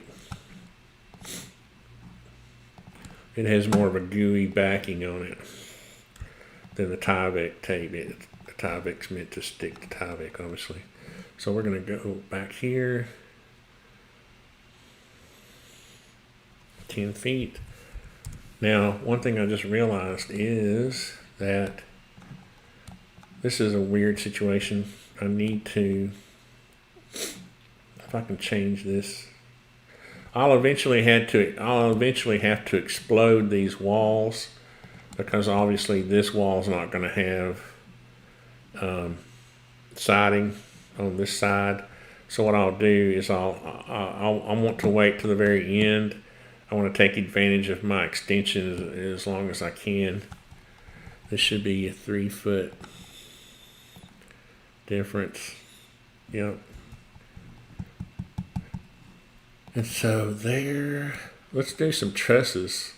And this is where the trusses come in handy. You know, the roof extension, roof trusses. Just do a standard truss. Let's see, I'll make sure I'm going the right way. Oh, I gotta go this way.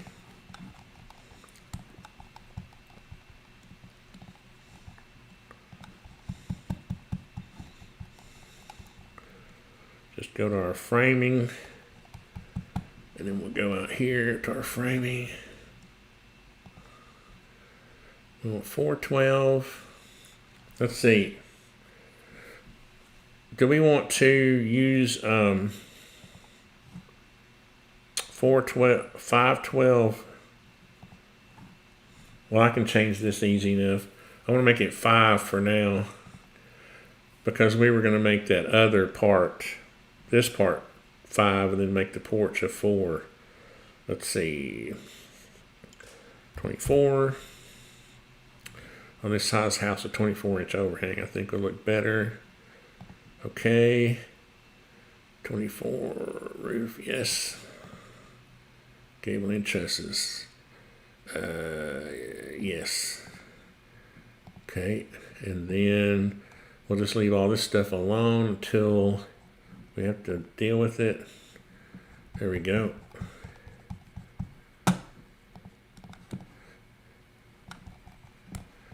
Now, let me see.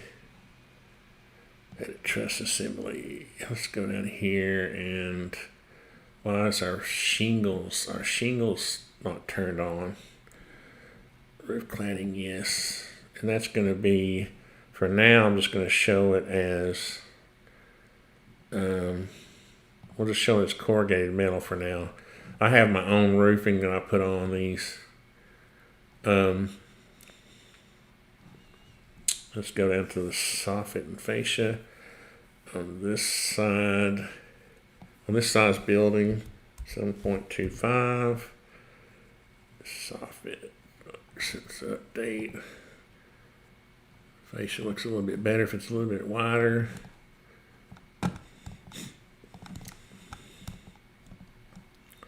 Where's our gable siding? Gable cladding, yes.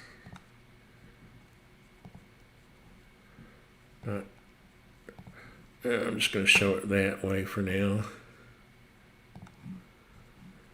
You can always break it up and make it something a little different.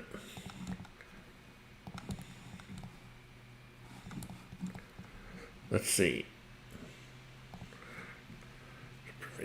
Okay. Checking for comments. Now this is where I'll have to do some manual stuff.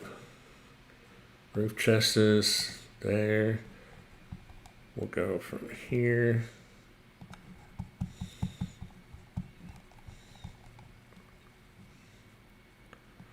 to there. And then I'm gonna go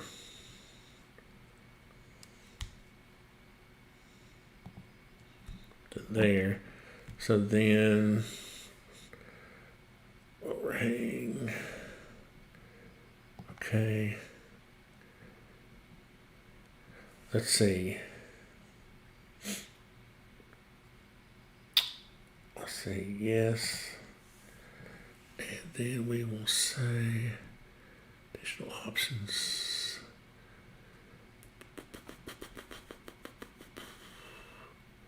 Where's my cladding? Yes. Okay. So it kept the settings from the last time. Yeah. There we go. And this is where I'll have to connect this manually, which is no big deal. Let's turn off our roof sheeting. Let's see, I got to put all of our layers into our folders, all this stuff. One thing nice about SketchUp 2021 was that it came out with these folders that help you organize all your layers, which is really nice. Why is the roof for... Oh, this is my old template. This is supposed to be 5. And this is supposed to be 4. Yeah. I got these numbered: site, foundation, floor, wall, roof. And then this is a blank. Yeah. So now what you can do is you can turn off all the roof, which is really nice. It helps you organize your layers. But I'm just going to turn off the soffit, the sheeting, that. Let's see, leave that on. And cladding. I wanted to show the trusses.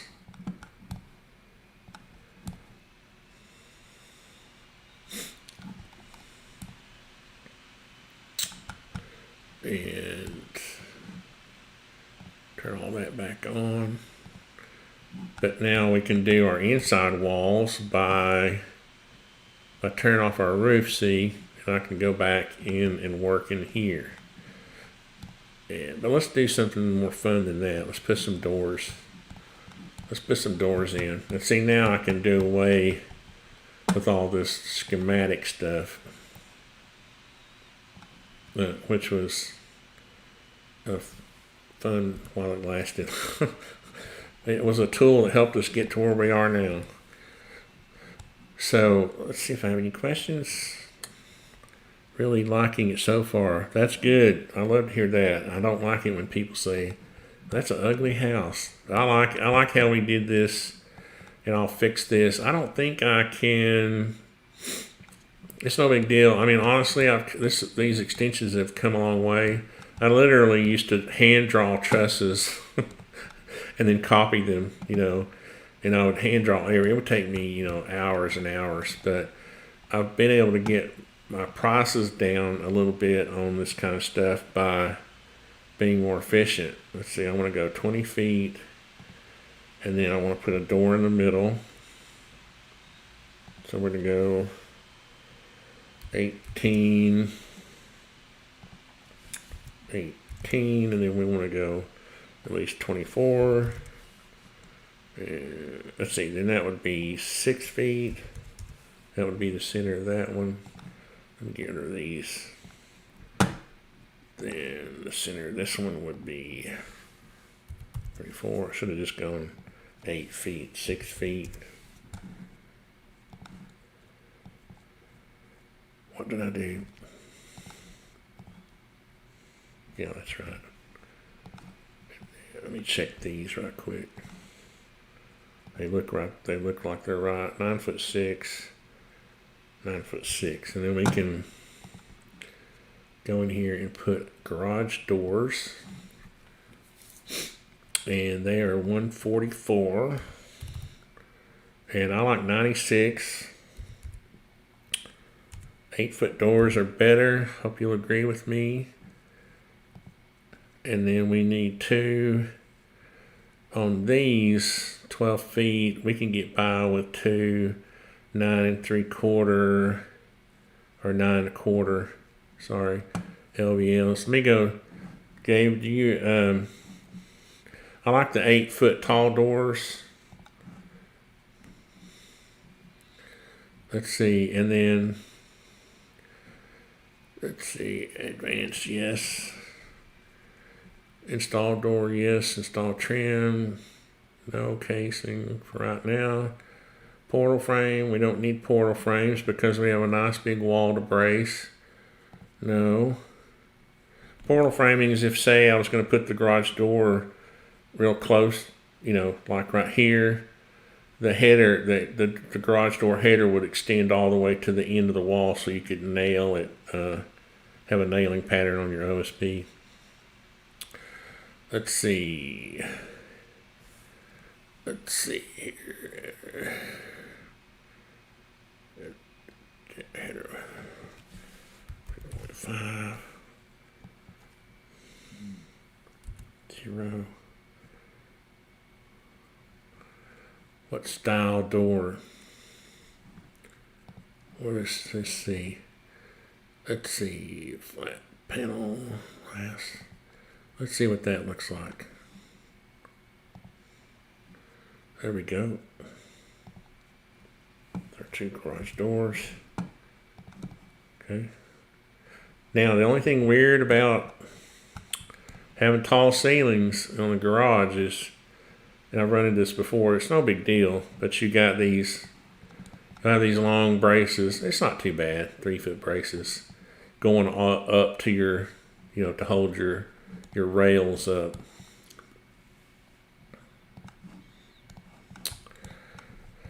And then we got our door.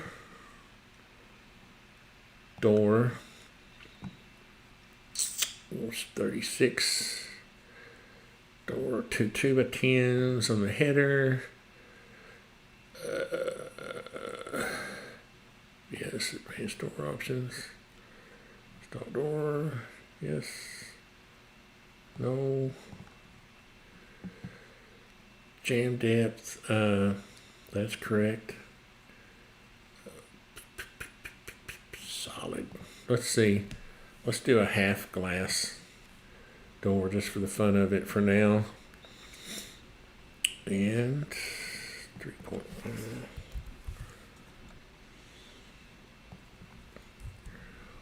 Update. See how that looks. There we go. Well, let's see. That's we don't have any panels. Let's make it a little bit prettier. Let's see, edit opening. Let's make it a little prettier. That's kind of ugly, isn't it? Half glass. I thought I had a half glass.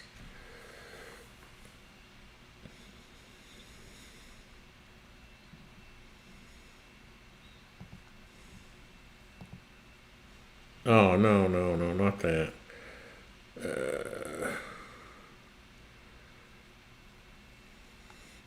I thought the half glass had a panel on the bottom of it.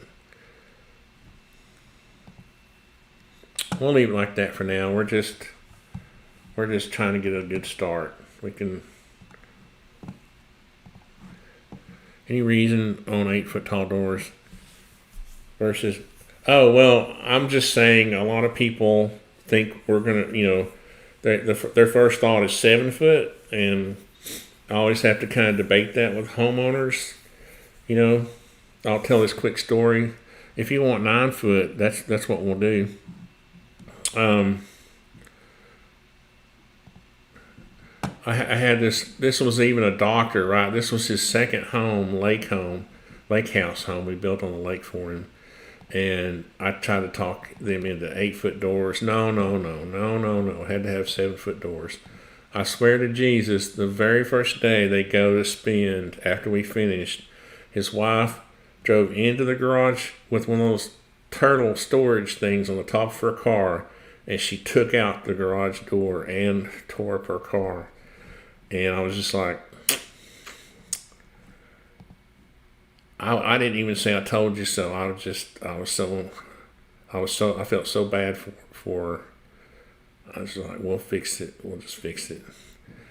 So 7-foot doors should not even be allowed in the universe. Edit opening. Let's see. Height 108. Let's update that and see what it looks like.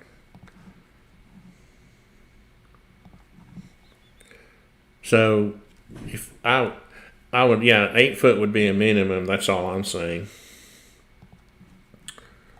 9 foot's better, but it's about a $3,000 door at a minimum.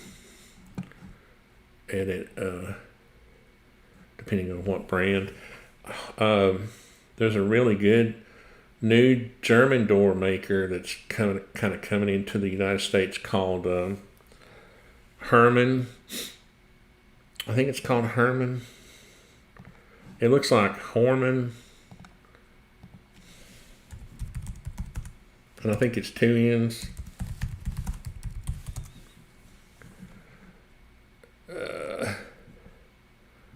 Horman, yeah. Why are they not showing up on the Google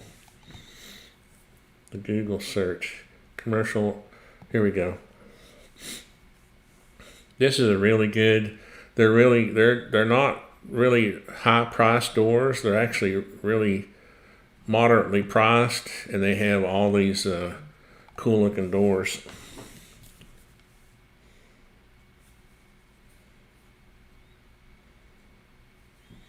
Somebody sending me pictures of their chickens. Wait, who is that?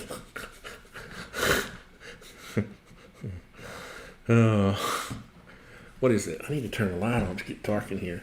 What is this? Who is this sending me chicken pictures? Is that's my friend Richard? Where's the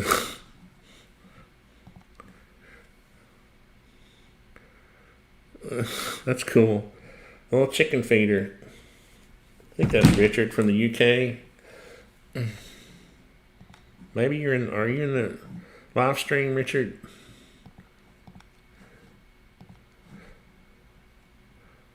We like 9 foot. Good. I like you a lot. I like you a lot already, Gabe. I have to usually debate these things with some homeowners. And it's kind of funny, why would you argue over a couple of hundred, I think you're only spending like maybe $300 more to get a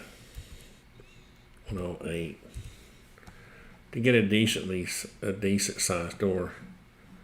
Now you can on my house, on a couple of the houses I built for myself, I put a transom above the door. It's not a big deal. To make it, all the trim line up, but that's being kind of anal. Now, let's turn the roof off for a second,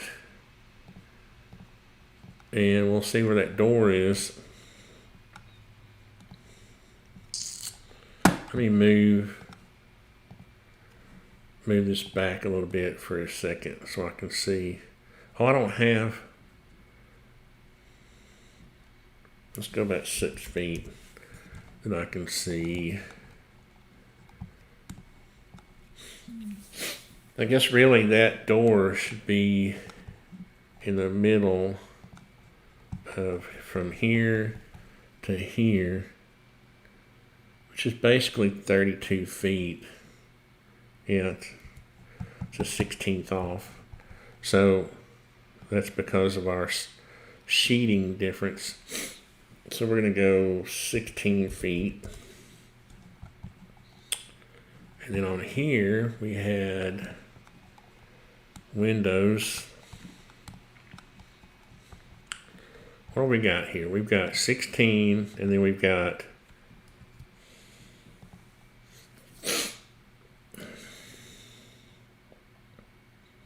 1, 2, 3. 1, 2, 3. So 16, that would be 5 foot. What is that? 5'4".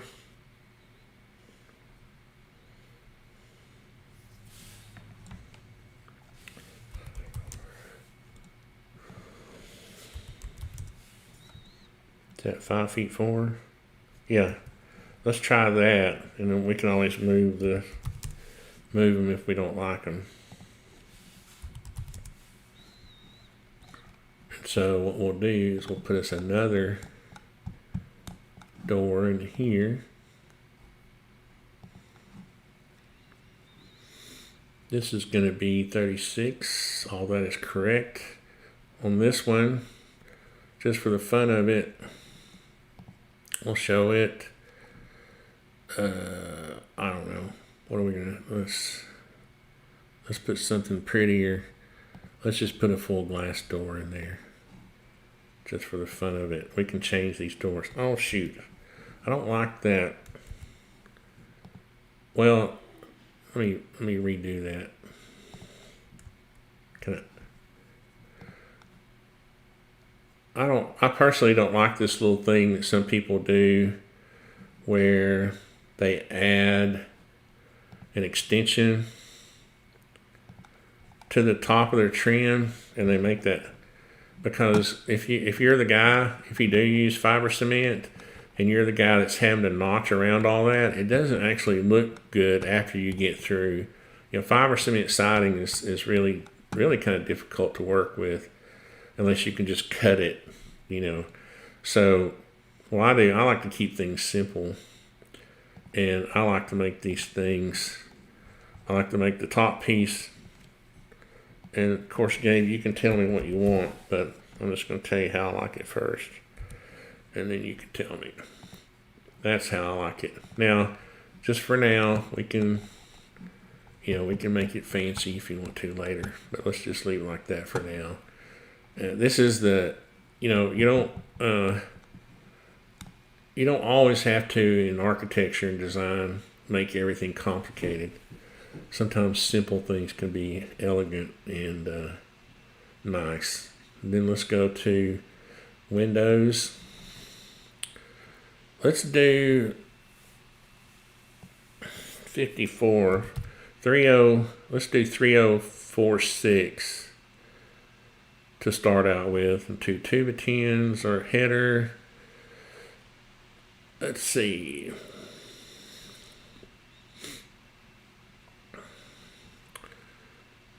No shutters. God save me from shutters. Interior casing, not now. Let's do casements. And let's update that, and we'll just, shoot. I mean, however you want to do it, if you have an opinion. I know there's a little latency on the question and answering thing online, but let's go back to our window and 54.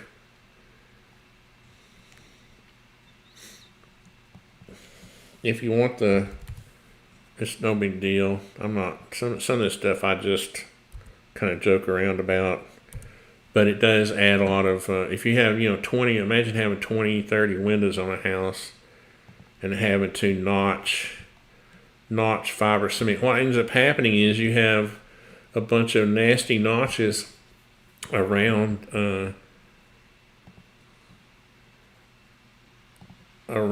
your siding, and you end up having to use a lot of caulk, and it defeats the whole purpose. It doesn't look pretty at all. That's not going to look bad. I don't think so. And then, so then what we would do is we'd find the center of this, and what would we do? 1, 2, 3, 4, 5.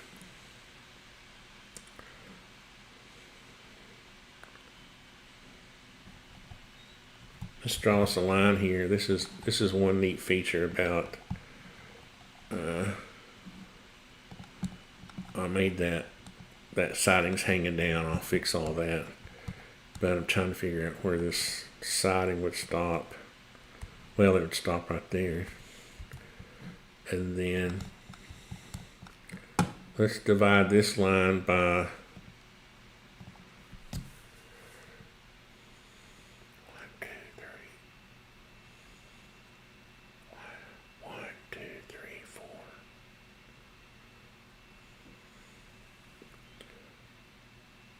8 feet.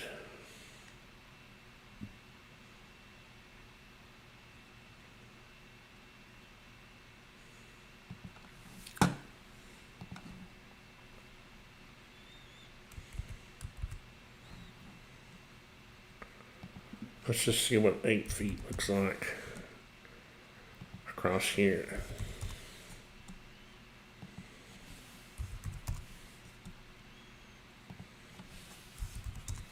I want to come up with some weirdo measurement. Window 54.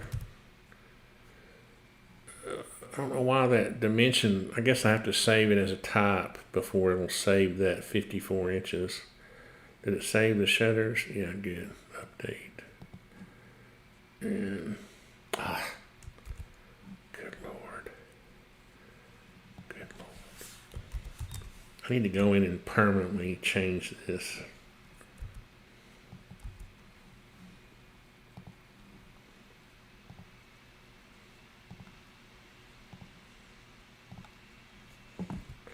That's kind of some equal spacing.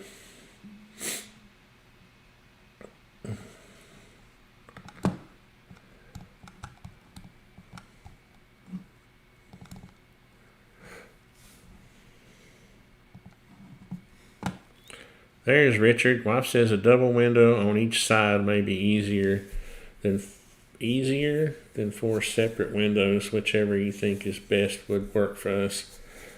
Ignore above comments. She likes the 4 separate. Well, I think the separate windows.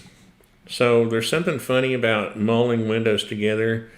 If you're going to put them together, go ahead and still buy individual windows, because 2 individual windows is less expensive than 2 mulled together at the factory. So what we do is, if we want them molded together, we just put 2 2x4s between them and push them together, and then trim out between them, and that gives you a 1x4 pretty much between the 2 windows. But it's less expensive than buying them, and it's a lot easier to install too. These windows can get heavy when they're molded together. But the reason I was doing it was because I knew we had these windows over here, and I was trying to kind of come up with some kind of scheme to turn the roof back on. That'll kind of give you an idea. See what you think about that. Richard, I like your chicken feeder. Was that your chicken feeder you sent me?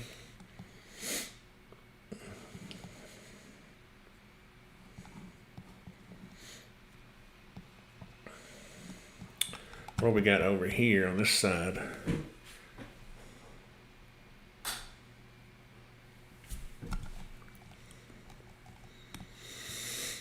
We got 2 living room windows and a bedroom window.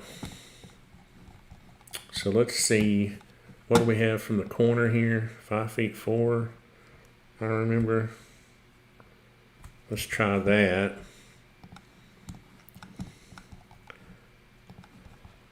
That would be some kind of logical thing to do. 5 feet 4, and then let's turn our roof off, and we'll get a line representing, let's move this back 6 feet. We'll get a line representing that, which means we would be 5 feet 4 back from there.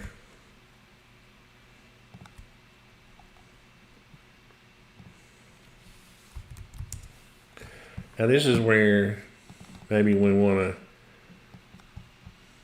I don't know what, it may be that we need to spread those windows out because of maybe, is this a TV wall maybe right here? I bet it is, because this one's kind of ruined for TVs. So maybe what we ought to do is,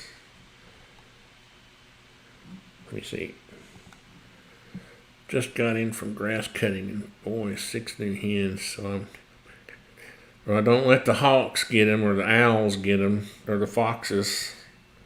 Foxes get them. We got all that around here in Tennessee. You can't keep a cat or anything, a chicken or. Let's see, how much space does that? 6 feet minus 3 foot. Yeah, these need to be spread out a little bit, maybe a foot.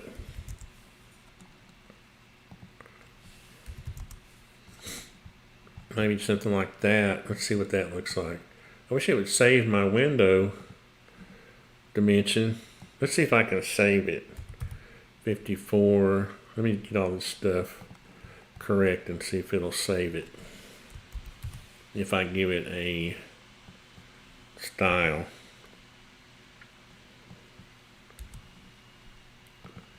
Name. And then let's call it what do I do? Type it. I've never actually. Okay, we'll call it 3046, and then we'll make sure it's right, and then we'll save it. Save window preset. Well, it's just that easy, Goober. I could have just done that in the first place, couldn't I? You just learn something new every day, hopefully. Now, that would give you, between the windows, about 5'10", 6 feet. So that's enough to put, an entertainment center, or is it? I don't know how much closer to the corner you want to get. You really want to keep about 2 feet here. I don't know how your building inspectors are, but if you start getting less than 2 feet here, they're going to want you to do that. The portal type, the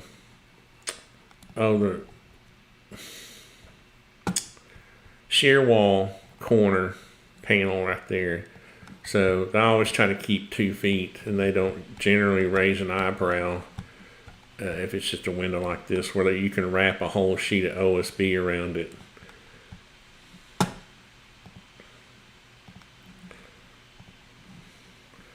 Foxes and mink. Oh, mink. Yeah, we don't have a lot of mink in Tennessee. We done hunted them all down.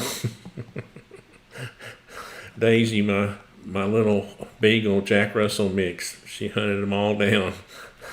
Let's see. Now we got a window in our bedroom, and that window probably should go.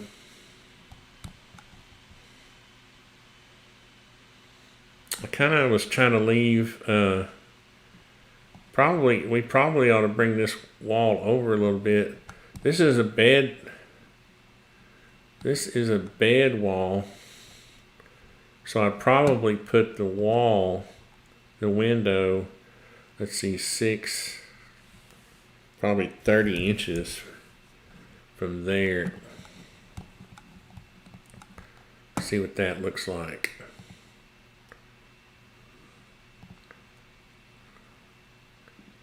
Let's see, let's load that. We're getting smarter.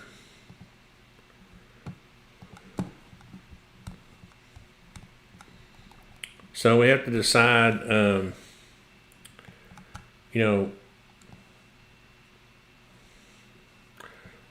which way.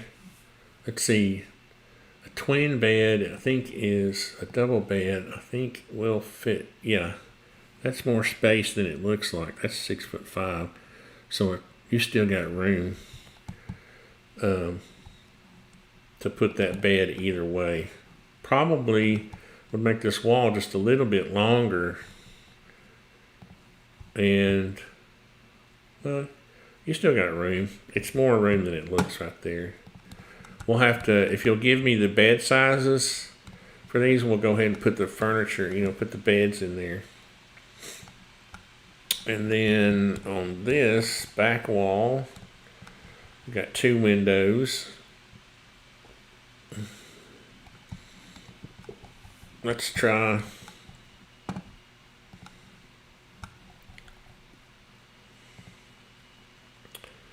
12, let's say 24. Let's try, what did we come over? This way?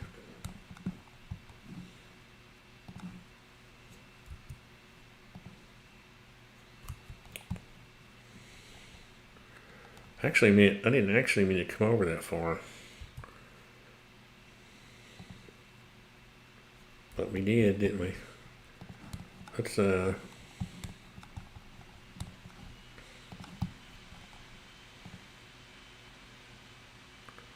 24, come over 12, that would be 30 inches.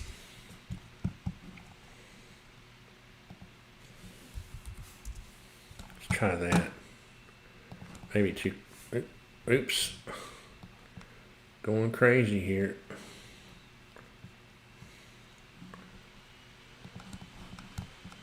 Let's try that.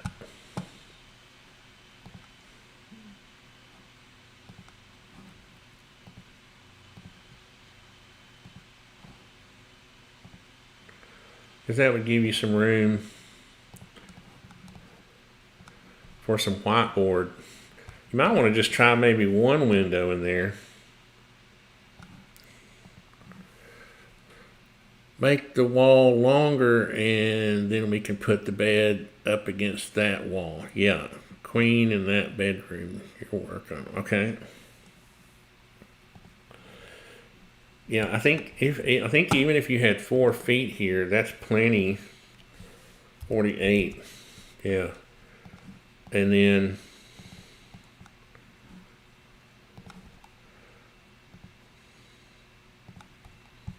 that works out, because that comes over to the edge of that window. It's all working out.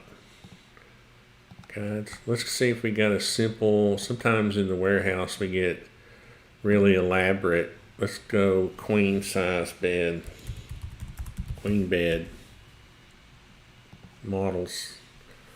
We just want something simple, not too much. I just want something that really,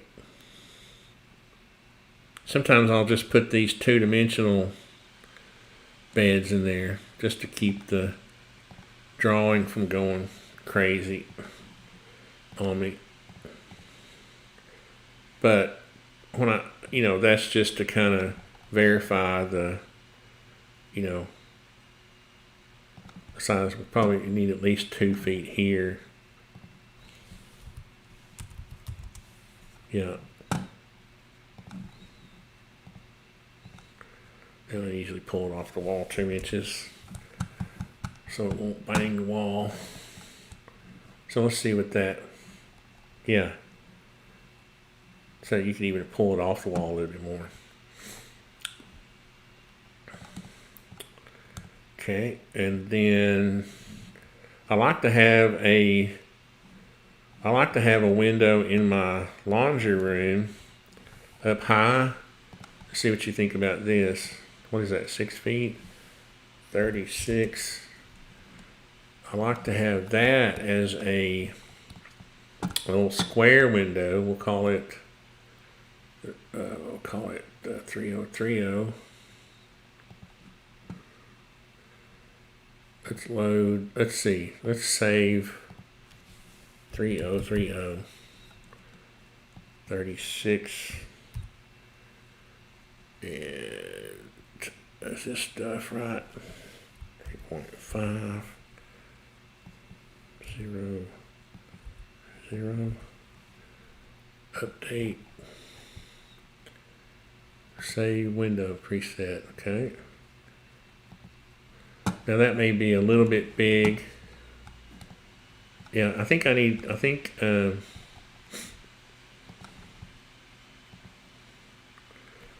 maybe what I do, I think I do a 2-foot window up there. I like to have a window that's like up at the top of my washer and dryer, but I like to have one in there for light. I really don't like, if I can get a window in each room, I'll do it. Just because you on a bright day, you don't even need to turn a light on. But what I'm going to do, I'm going to make this look like what I think would look good, and then you can tell me whether you like it or not. Let's see, window wall tools, edit opening. We're going to make this 24 by 24, update, and then we're going to save 2020. Save that so I don't overwrite my close. Now,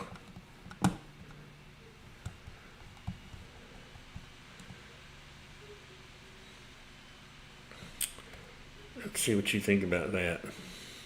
No window in the laundry room. Wife like shelving. Okay. Okay. We shall delete that. Delete opening. It is gone. Yeah, I understand. I get that shelving thing. What I did in my bathroom is, of course, I had a little more space.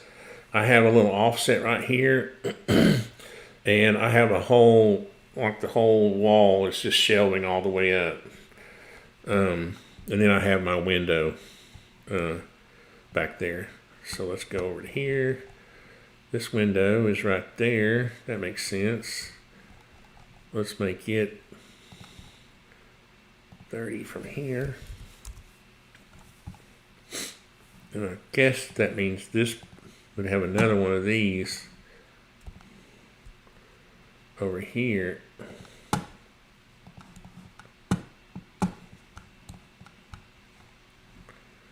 Let's see, window.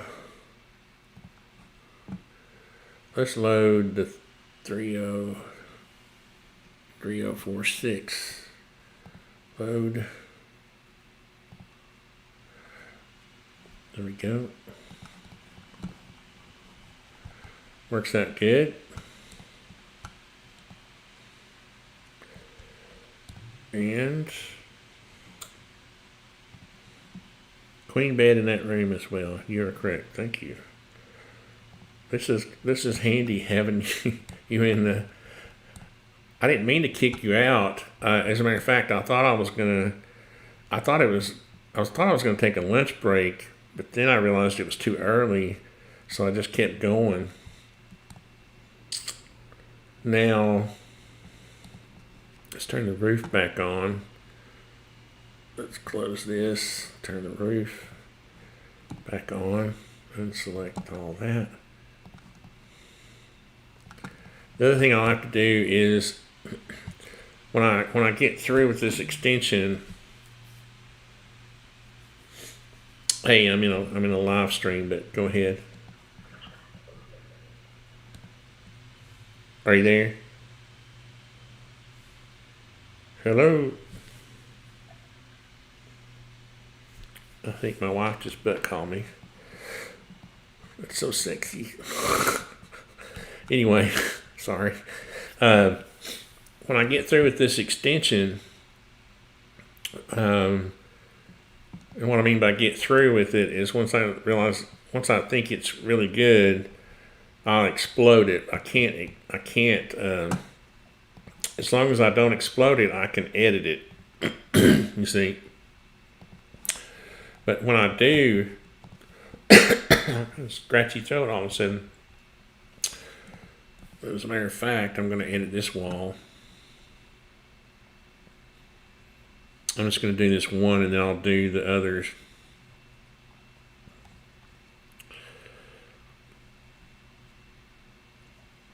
Oh, wow, I got a scratchy throat all of a sudden. It was bugging me how the siding was not hanging down the same. But once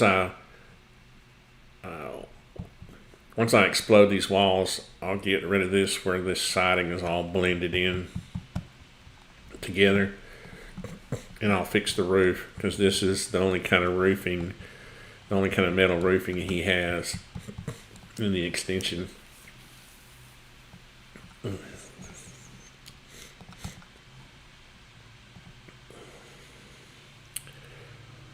Well, it saves you time, saves your client time. I do a lot of it this way. If you go check out my channel, you can see I have a lot of live streams there. Now it is kind of rare to have the owner in the live stream for this long. Usually it's other people saying, if it was my house, I would do it this way.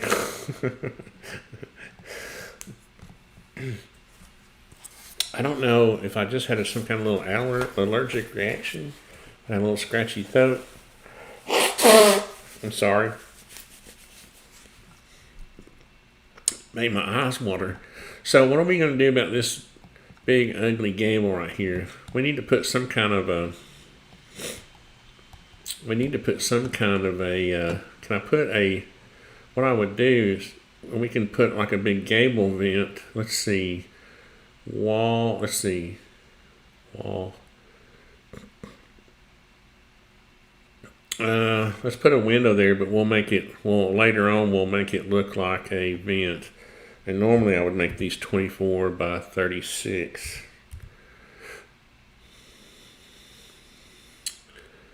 And that's going to be about 85 feet. That'd be 60-inch header height. Let's see, can I do that in that wall? Oh, darn it. It won't let me put it in that gable end wall. I can put it in this wall, but I can't. I thought I could do that. Well, anyway, when I explode this, let's see if we can find us a gable vent.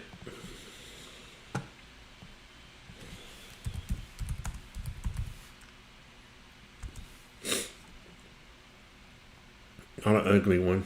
Here we go. What size is this?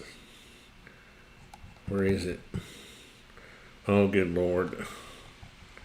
What is wrong with these people? Little tiny vent. Oh, what is that? Who buys vents that big? Good Lord. This is the problem with the 3D warehouse. One time I brought in a bathtub and it was like 1,200 feet tall. And some people just kind of troll the warehouse. They'll make something kind of crazy and then upload it. And, well, this is a nice one. Let's see if we can get rid of all the other junk around it. And then we'll scale it. No.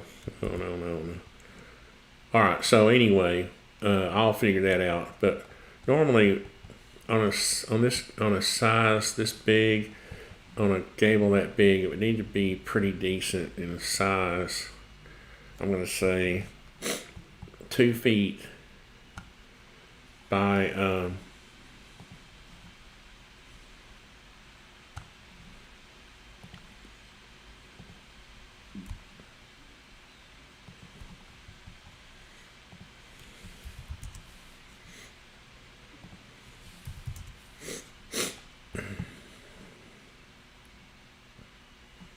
I just realized that is not out on the, let's see, probably even bigger, probably 30 by 42. Let's make it 30 by 42. Yeah, something like that.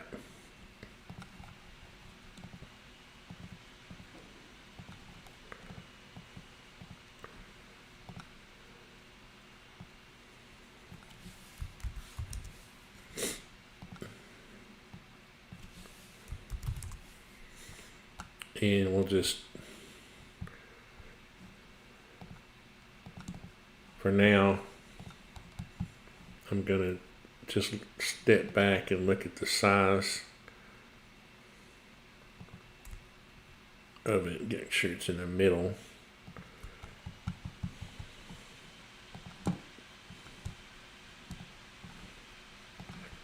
Maybe raise it up a little bit. Oops.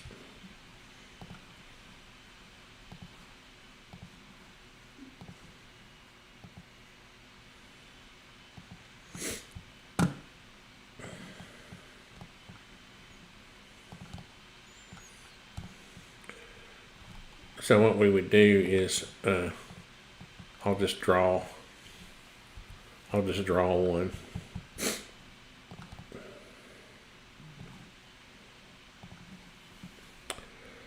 So 4 comments up about deleting the window in the northeast corner of the homeschool area.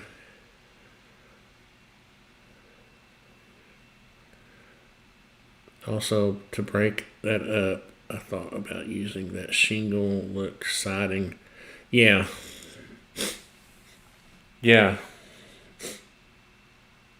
So 4 comments up about deleting the window in the northeast corner.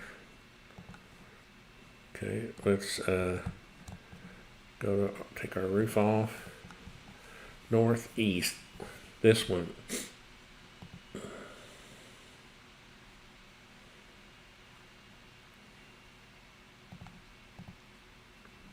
That's a good idea, actually. I like that. That room was kind of small for those 2 big windows. Yeah, and that also makes that looks more symmetrical that way. What 4 comments? Also, to break up that thought about using the shingle. Yeah, let's see what we got. This extension is kind of limited on the. I'll have to. That's what I meant. That's what I was talking about earlier. Where? Why is that? Edit. Why is that? Is that a group? Edit Trusses. Oh yeah, that's right. Let's see. Does he have? I'll have to. Oh no, he's got cedar shingles now. Oh my goodness, can't believe it. Now I know that that's not going to be cedar. But it's kind of funny that he had, because they use an image. Yeah. One thing about what I do is I'll actually replace it with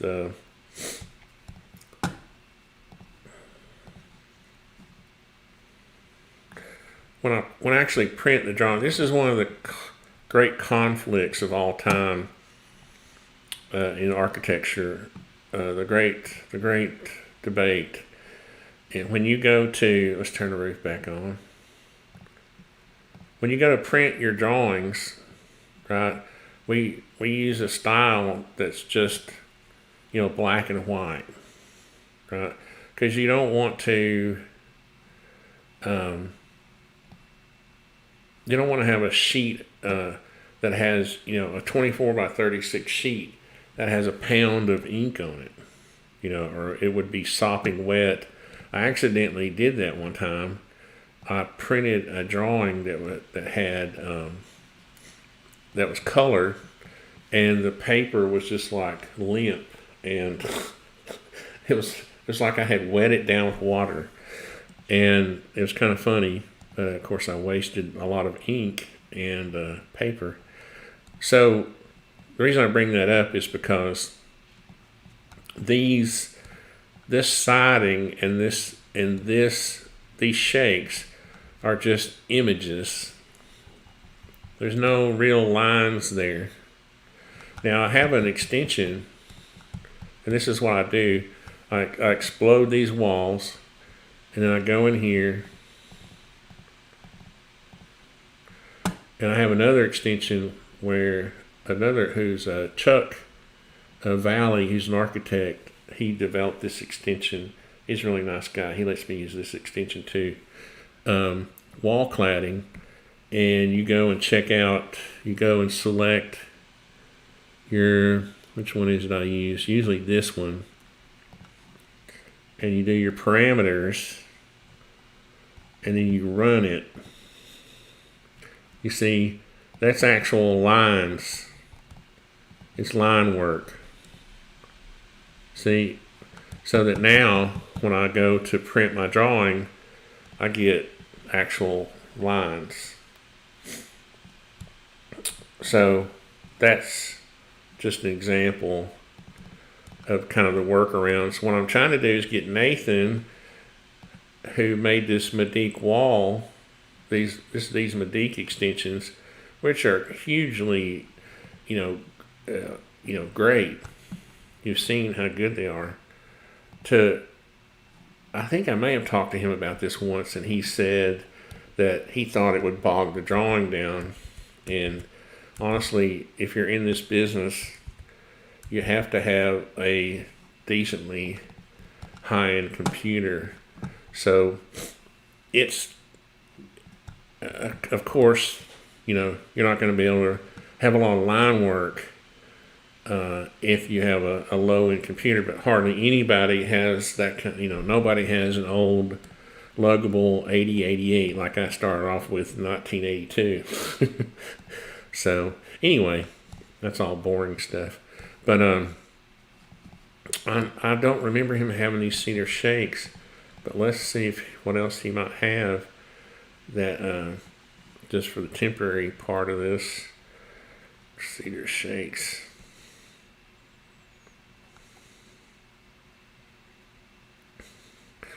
You can even do battens. Let's see if he's got. Let's see if his battens. Yeah, his battens are an image too. See, that's not actual line work. That's an image. So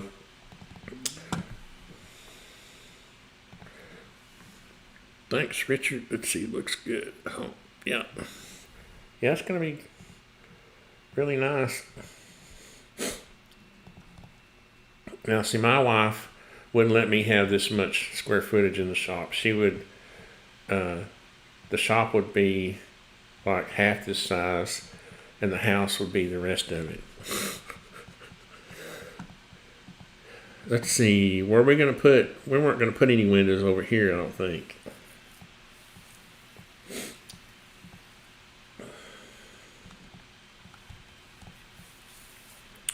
Let's turn the roof off.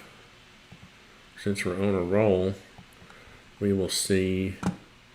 Let's put some interior walls in. So right here you go interior, and these are going to be right. That's right. Update. So we should have. These are 2x4s. Update the header height. Let's see, by plate. Yes. Don't worry about the corners and fans. Let's see. Now this is interior. So this should be chipboard on both sides. Let's just see what they look like. Now, I just realized I'm going to have to go in here and offset myself some lines, but let's just see.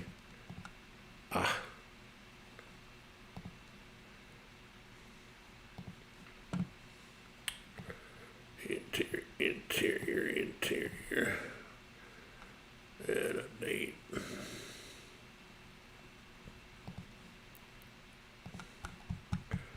Let's see.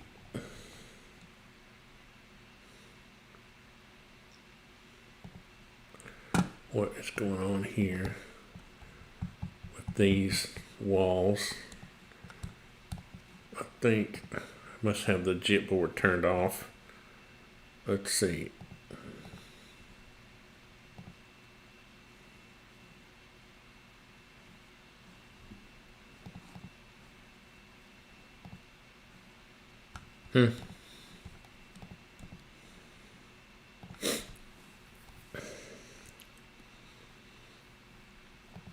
It was turned off.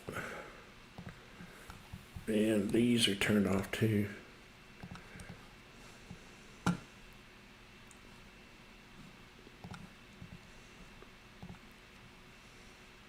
think I'm gonna leave those turned off until. Yeah, I think I'm gonna leave the chipboard turned off until I get these wall dimensions worked out. Because now this wall is a 1/2 inch too long. Length should be 8'5". How much you want to bet it's going to shorten it in the wrong direction?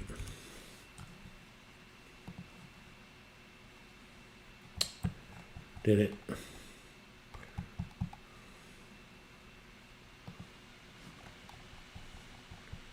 Oh no, that's right. So I'm going to have to go in here, and I probably won't do this live. I'll probably just go in here and offset myself a bunch of lines. Wall. Okay, at least it saved it. Oh, it didn't save the. What I need to do is save myself an interior wall. So I'm going to get this right, and I'm going to turn the drywall on. Wall gypsum, yes. Update it. Then I'm going to save 2x4. I'm just going to call it that. I don't know what it means. And then I can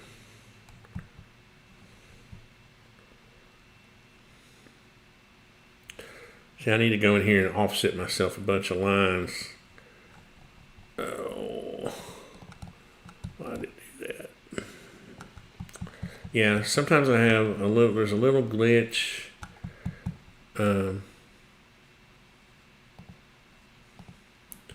Where in this extension, and this is where it starts to wear me out a little bit, where it adds members, framing members, and I need to talk to. Let's just do these 2 walls right quick.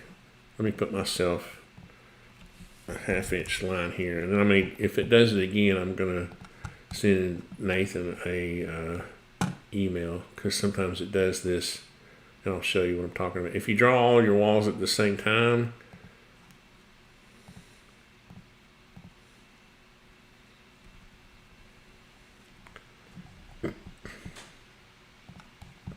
like if I go to here and go to there and I don't stop, see, it doesn't do it. But sometimes when I go back and add a wall, it will add that weird outside piece on there. And then when I get done, I can I'll be able to turn on the drywall. I'm going to turn it off for now.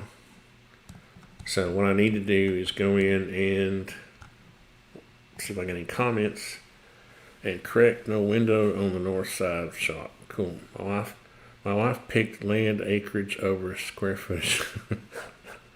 Yeah, but you could still give her back some of that square footage. I'm just kidding. I'm going to start trouble, ain't I? Now, one thing I just realized is I probably could have let's see what happens if I run this wall to here, 1/2. Let's see, let's go over 3.5. And let's run the wall. Is that all right? Is that the right? Load. Let's see. Load. Should be. Yeah, that's right. Move this over. It should integrate that wall with this other one. Let's see what happens. Yeah. Now the only thing is in real life we would have a T here. Let me show you what I'm talking about if I add a wall. Let's go back and see if it'll act right. Let's go back and let's see, load that, and we're going to go from here to here. Alright, so it acted right that time. Good job. See, there's supposed to be a T right there. And that's correct. There should be a 2x4 on either side. Oh, that's good. So it's just a matter of sequencing. And I'm sure Nathan's going to say, it's user error, buddy. And he would be correct. Most of the time it is. Now, what I need to do is get all my offsets figured out so I don't have to keep going back and forth on this, loading this wall. You know, if I get into a rhythm, then most likely, and see how it integrated itself with that wall. There's a T there. And a corner. Now, here we go. This is what I'm talking about. See this weird 2x4 sticking out here? Let's try that again. Let's delete this. That's what I don't understand. Let's undo it actually, so that 2x4 will go. Well, that's odd. When I hit the undo button, the 2x4 went away. Now I know how to get rid of it. Alright. This one should be easy. 4. Let's see. The only thing is I got to put myself a little 1/2 inch mark there too. Whoa. Oops.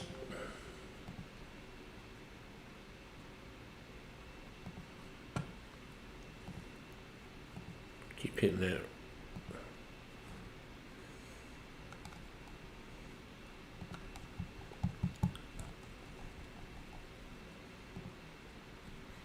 Perfect.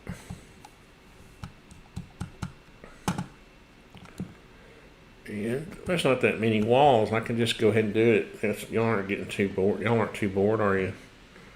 Not too bored. Let me just go ahead and offset myself. That's already got a line. Let's see. This will be 4. 4. 4.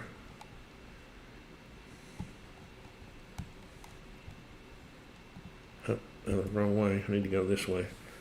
I need to start from the left, so I got to start from that corner and go that way. And then that's got it. And then 4. Is that it? That's not too bad. Yeah. Is that the same? Yeah. Those walls line up. That worked out good. All right. So let's start right here. No, let's start with this. We would, if we were actually doing this, we'd build this wall first.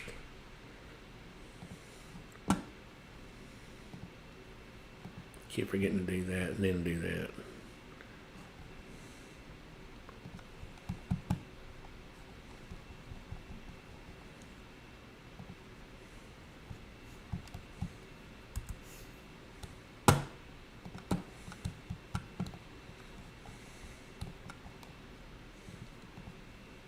Well, I wish it would let you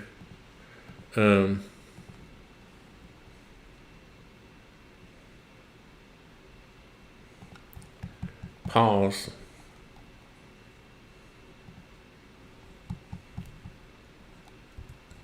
I guess if I plan this out better. Oh wait, I was able to hit escape.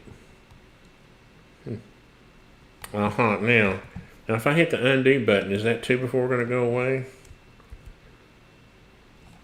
It did. Wow, there's a trick. I need to tell Nathan about that.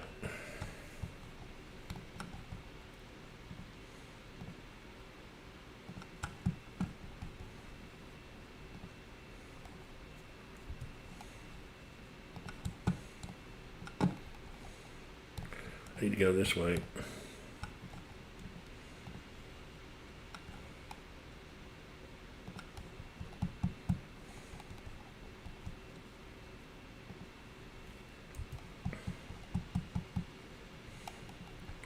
You start with your longest walls. This is the way we would do this if we were building this, you go from your longest walls to your shortest walls, because you know you keep chopping up your spaces, and you don't make it so that you can never build one of your walls.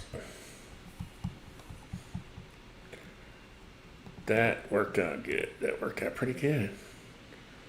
So now, I think it would be, let's see,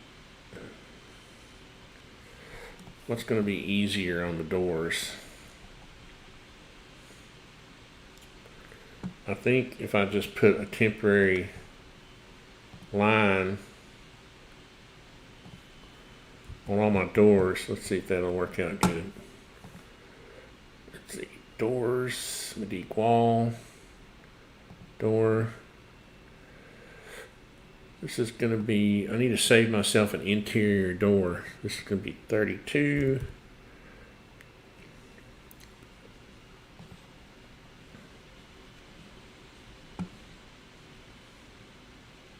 Yes, exterior trim. We don't want any trim right now.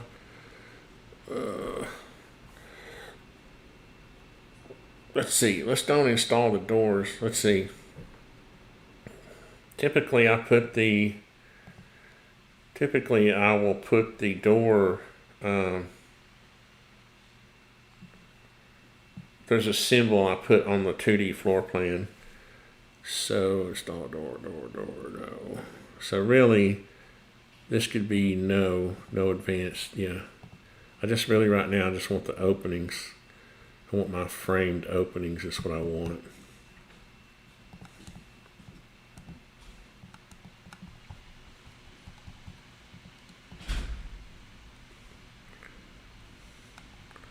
How would I do it if I didn't want to? I can't. Let's see. Yeah, I'll have to go around and put myself a little mark on the floor plan.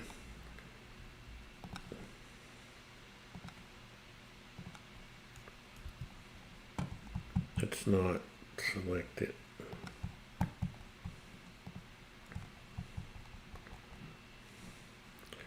So let's go around and put all of our doors. Put us a little line so I can select. And I need to check. So yeah, so this door, this rough opening, yeah, should be an inch bigger. That is correct on either side. That's good. And right here, right there, right there.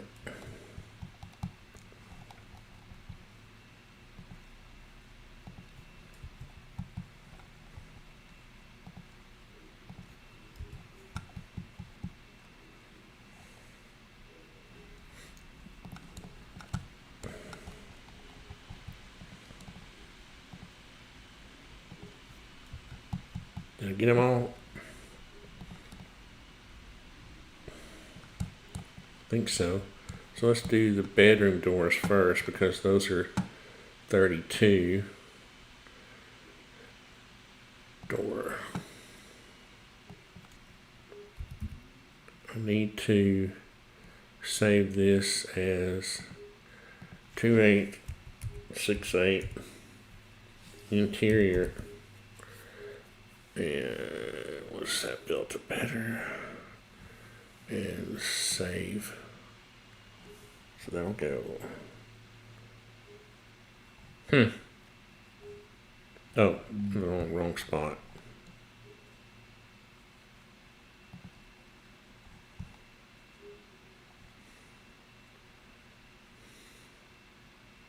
Oh, wait a minute. I didn't update. Yeah, I thought something was wrong. I didn't update the. That's 32. This is 32.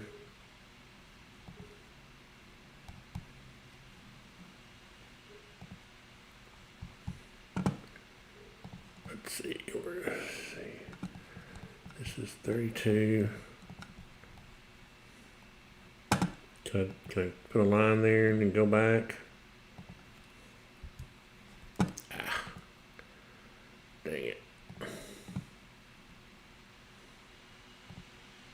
Ah.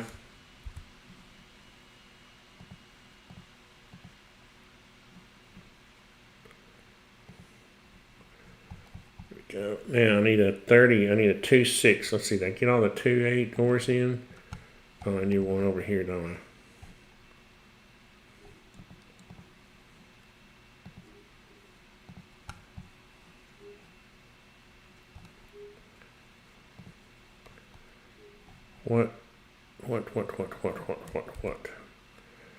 What is that?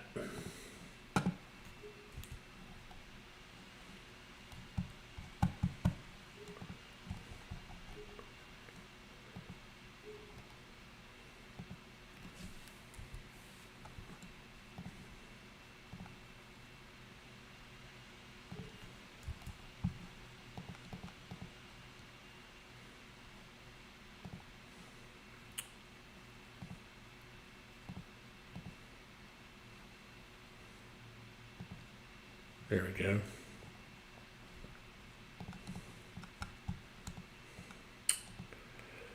See. Those are 30s.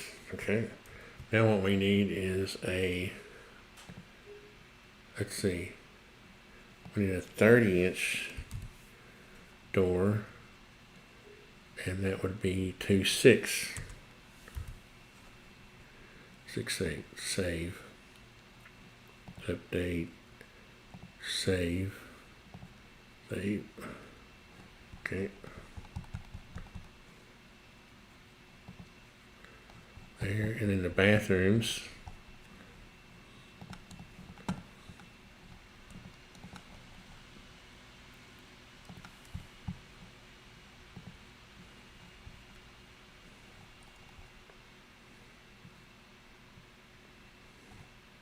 That doesn't look right. What happened to my...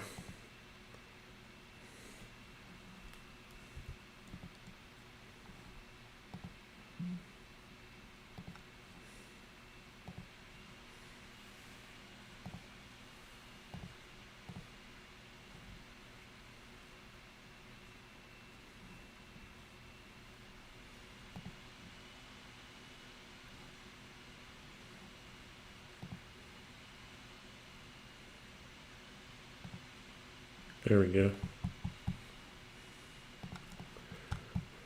Gotta be patient, I guess. I didn't do that.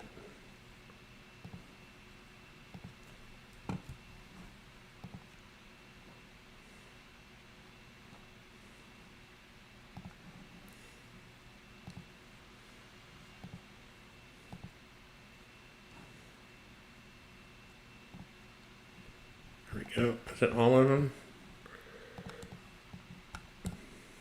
There. There.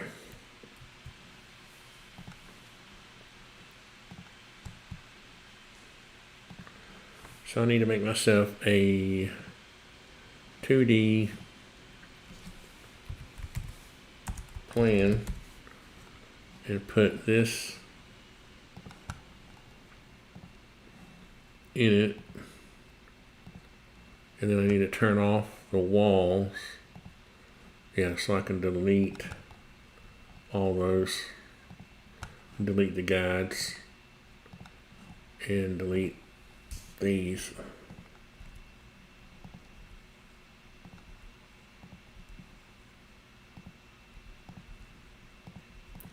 Let's see what I did. I accidentally put lines on both sides of the door.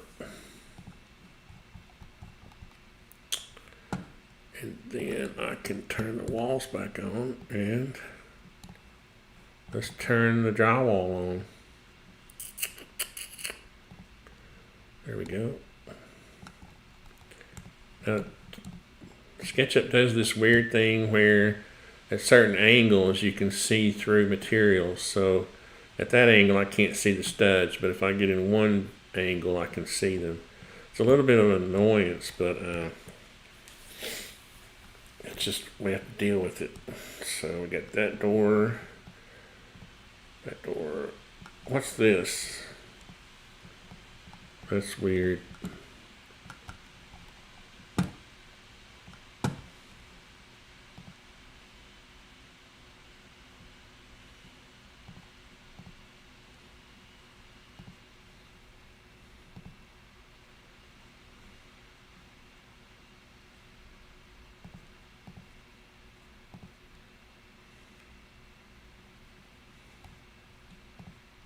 Somehow I was putting extra doors in the wall without knowing it. Now here's this weird thing going on again with those 2x4s at the end of the wall. So I think I'm going to leave those and I'm going to show him. If I hit the undo button, do they go away? Not anymore. Let's see. But my door comes back.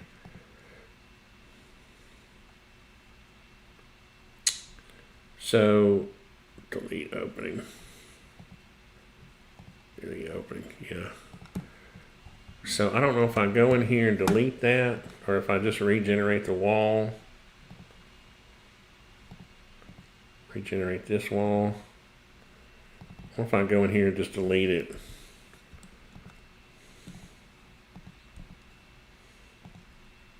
Yeah. That... I bet that has something to do with, it thinks that it should be a T. Maybe the length of this wall should be shorter, 3.5 inches shorter.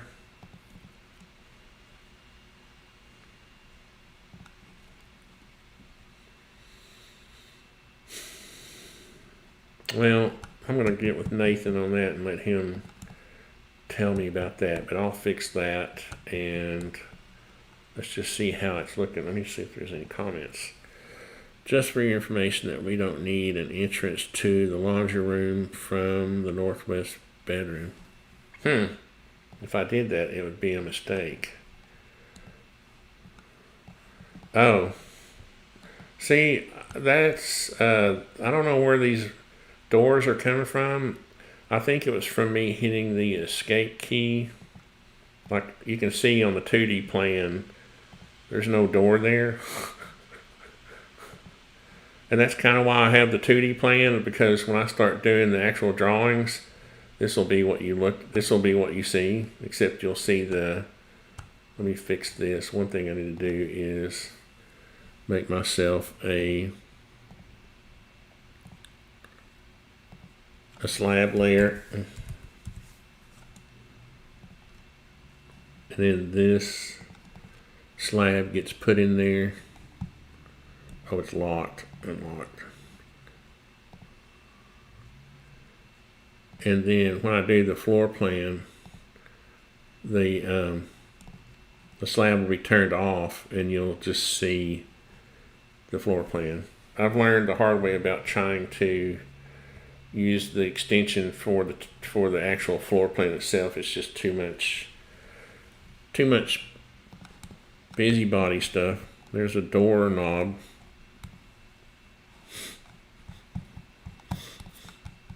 So I think I'm going to cut it off here. It's 12:39, and yeah, thanks, Gabe. What I'll do is we'll set up, I think I'm past needing that. So then what I do is I turn this on, I do that, and I turn everything on. And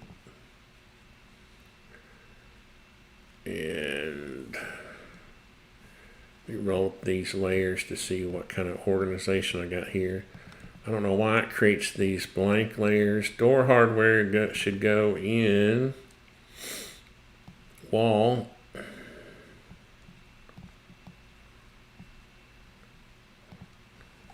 And so, and of course it's a little bit early to be setting up views, but what I'll do is I set up the angle I want for the view or the scene, and then just call it front elevation, update that. Then we look at the side.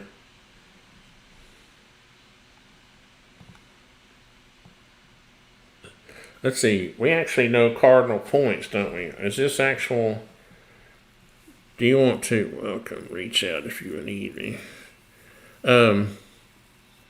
Do we actually want to use north, east, south, and west? Is it that close? Or do you want to use front, right, back, left, elevation? I guess if somebody knows the cardinal, directions, I use them. But if they don't, I just use front. Anyway, so yeah, that's what I'll do next. I'll start setting up those views and just kind of rough out some sheets and kind of start doing that kind of stuff.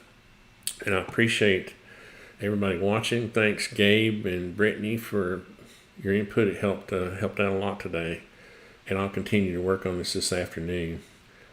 And thanks a lot.